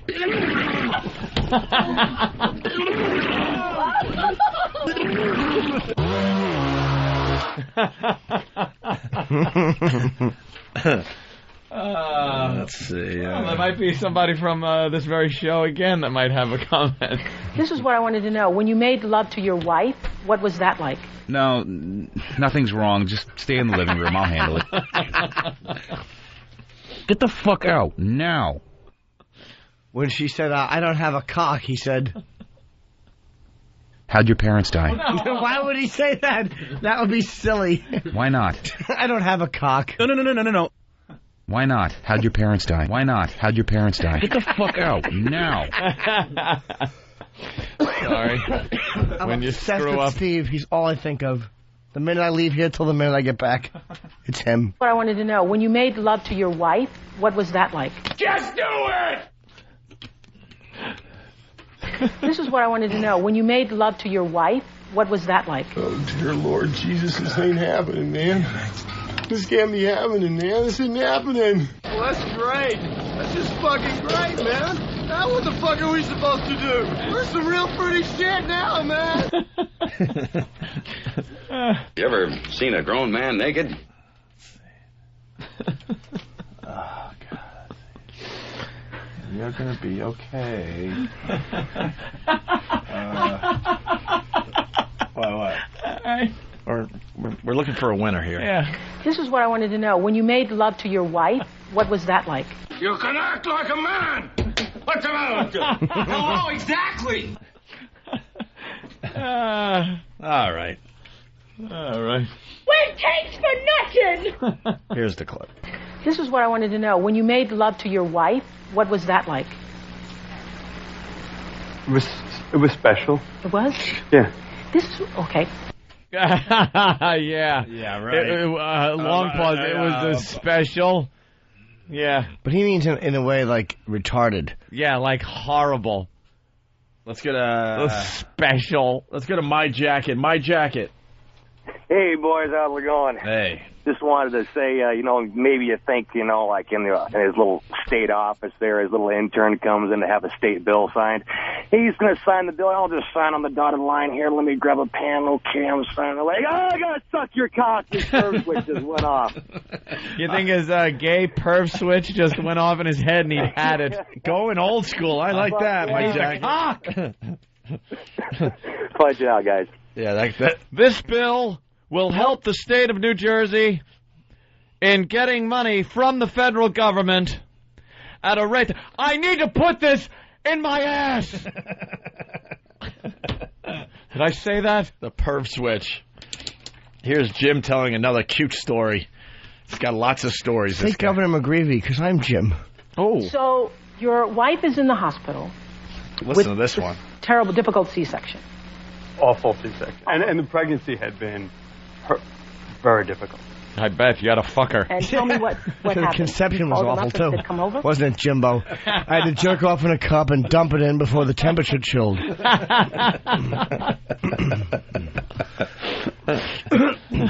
had to jerk off into a funnel. He had to put like a fake man ass over a funnel and fuck it while it was on top of her vagina. Very difficult. And tell me what happened. You called him up and said, come over? Golan was calling me repeatedly for a job. By this time, I had been elected governor. Mm-hmm. Golan's calling and calling and calling, and he wants to get together.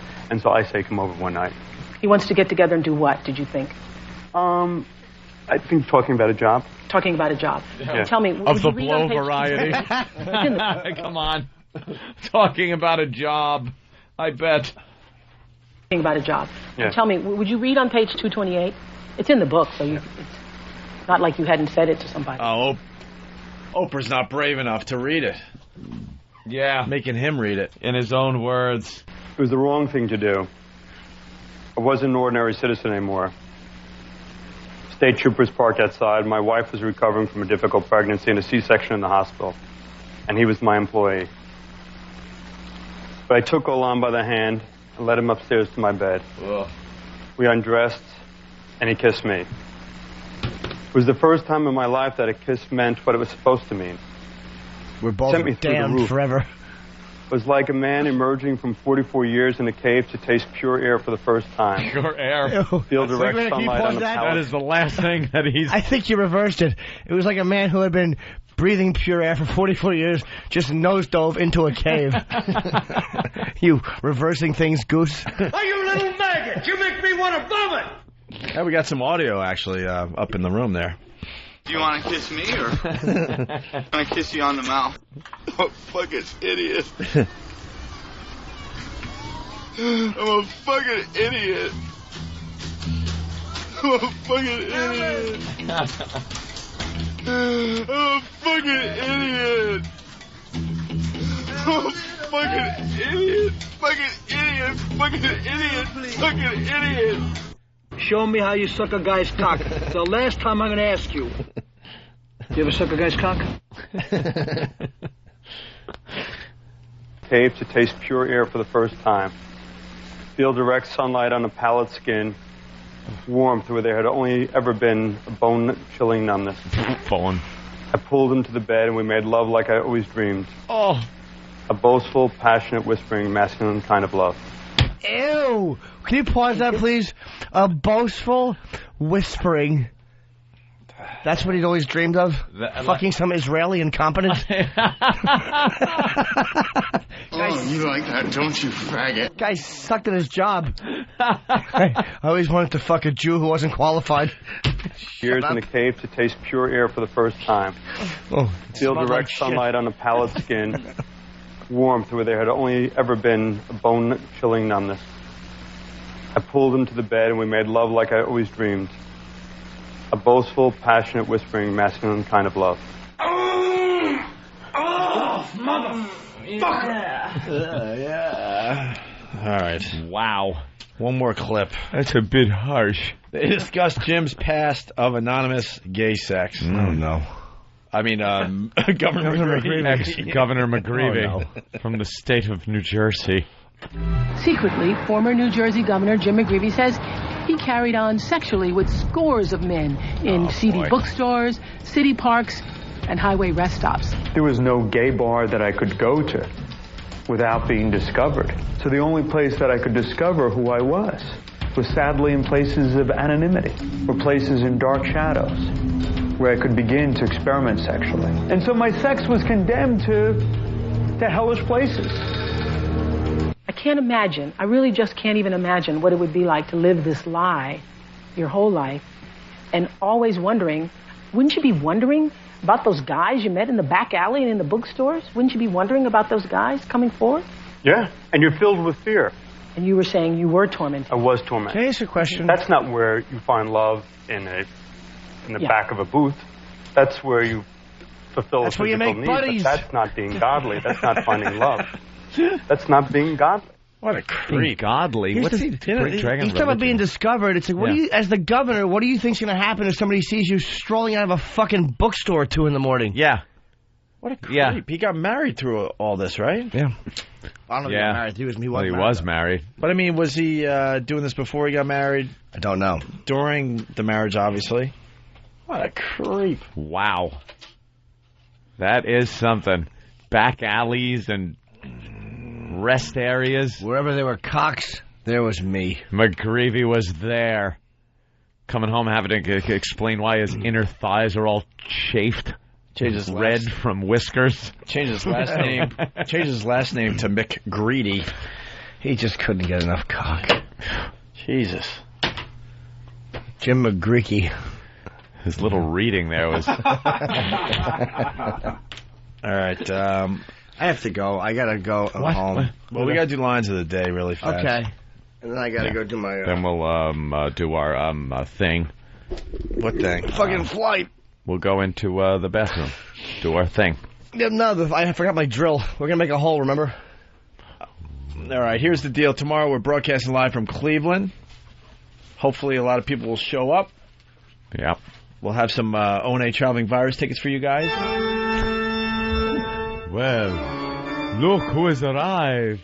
Looking for fat girls to show up at K-Rock in Cleveland tomorrow morning from 6 to 11 a.m.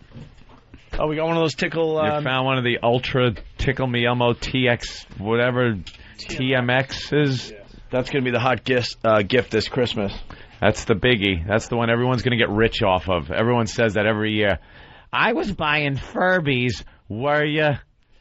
I bought 10,000 of them and couldn't sell one on eBay. We should torture this one and throw it up on YouTube. I agree. I want to take a dump on it. You want to do that for YouTube? Why not? A montage of... It smells like it in here. A montage of things we could do to this thing? This exit. Yeah, we got to think of some really cool things we could do with it. I should run it over or something. I don't know. We'll figure it out. I think we should all have a little chance to do something with it. Like, does everybody have a video camera or the availability of one? No. Like, take it with you and videotape you doing something to it. And then bring the videotape back, and then next day someone else can take it. You can't, take a dump on it unless you're last up. Because I would love to take it down to the range and fire a 12-gauge into its head and videotape that. Or maybe just unload the AR into it. Dude, why don't you just do that? Well, just shoot the shit out of it. You get a good video of that. We can throw that up on YouTube. Yeah. We'll upset a lot of people. I might have to just shoot the living shit out of that thing. But you have to show it giggling in life first. Yeah. We'll get a few shots of it, really, just how it works. And then out on the range, moving around a little bit and giggling. And right when it stands up, because at the end of its little thing that it does, it giggles. He falls over backwards. He, hits the floor a little, he's laughing so hard. And then he sits up, kind of goes on his hands and feet, and then stands straight up. Boom! Right then and there, his fucking head comes off. I want to fart in his face first. Feel free. All right, we'll do some things with it. We'll make a good YouTube video. Hopefully it'll go viral for us. George in Ohio, what's up? Hey, man, I wanted to put what I learned today. Okay. I learned that Opie has a perfect package. Thank you, sir. Thank you. Let's go to Rob on Long Island. Rob? Hey, what's going on, guys? Hey, man. Yeah, I just learned that Governor McGreevy had to fuck a fake asshole over a funnel just to get his wife pregnant. That was a great line today. Punching out, boy. Thank you, Rob. Rooster the trucker. Rooster. Good morning. Hey. Opie, I want to nominate you for line of the day when you said about the midgets driving the car. Must look like they're driving a monster truck. Oh, that was a good one? Punching out. All right, thank you, sir. Are we ready for line of the day? Needs his, it's a listen.com mention, line of the day, poll included. What's this, E-Rock?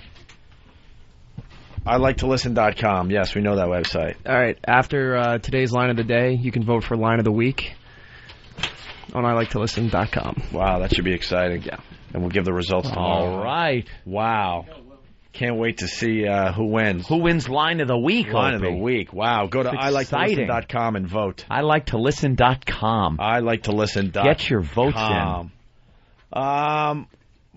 Brandon, what's up?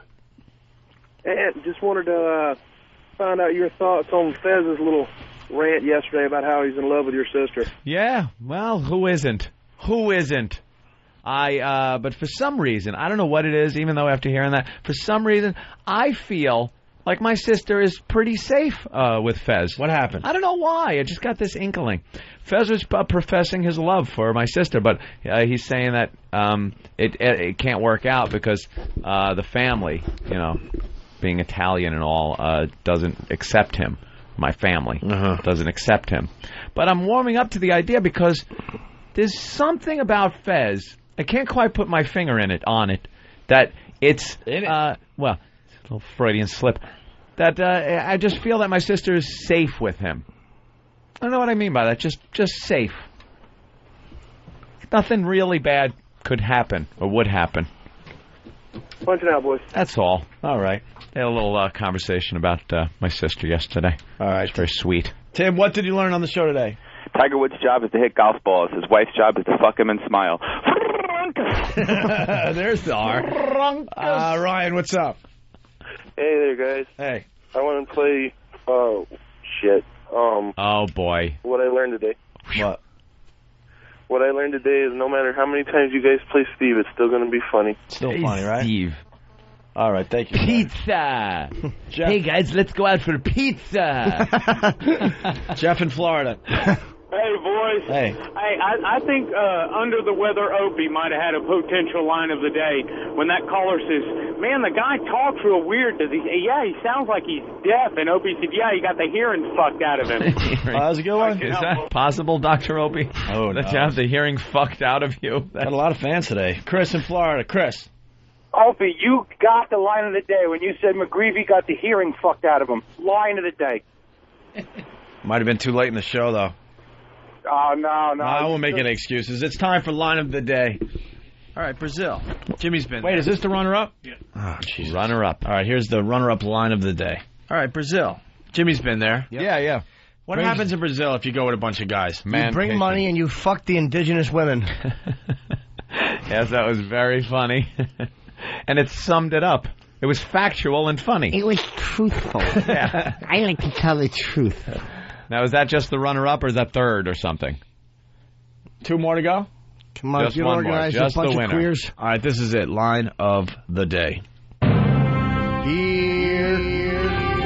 comes the line of the day, line of the day.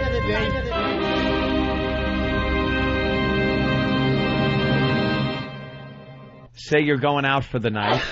God bless you, sweetie. Pick up your lover.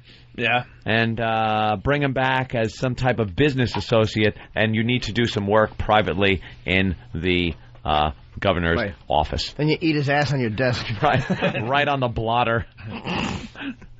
And you spread his dirty, oniony cheeks, and you bury your gubernatorial face in him. Yeah, there it is. Oh, Jim Norton gets line of the day. Undisputed line of the day. Gubernatorial. You pulled that out of your ass late in the show, bro. That was only 5 minutes ago. Ah, damn, is that a good one? Right on. Pinchy.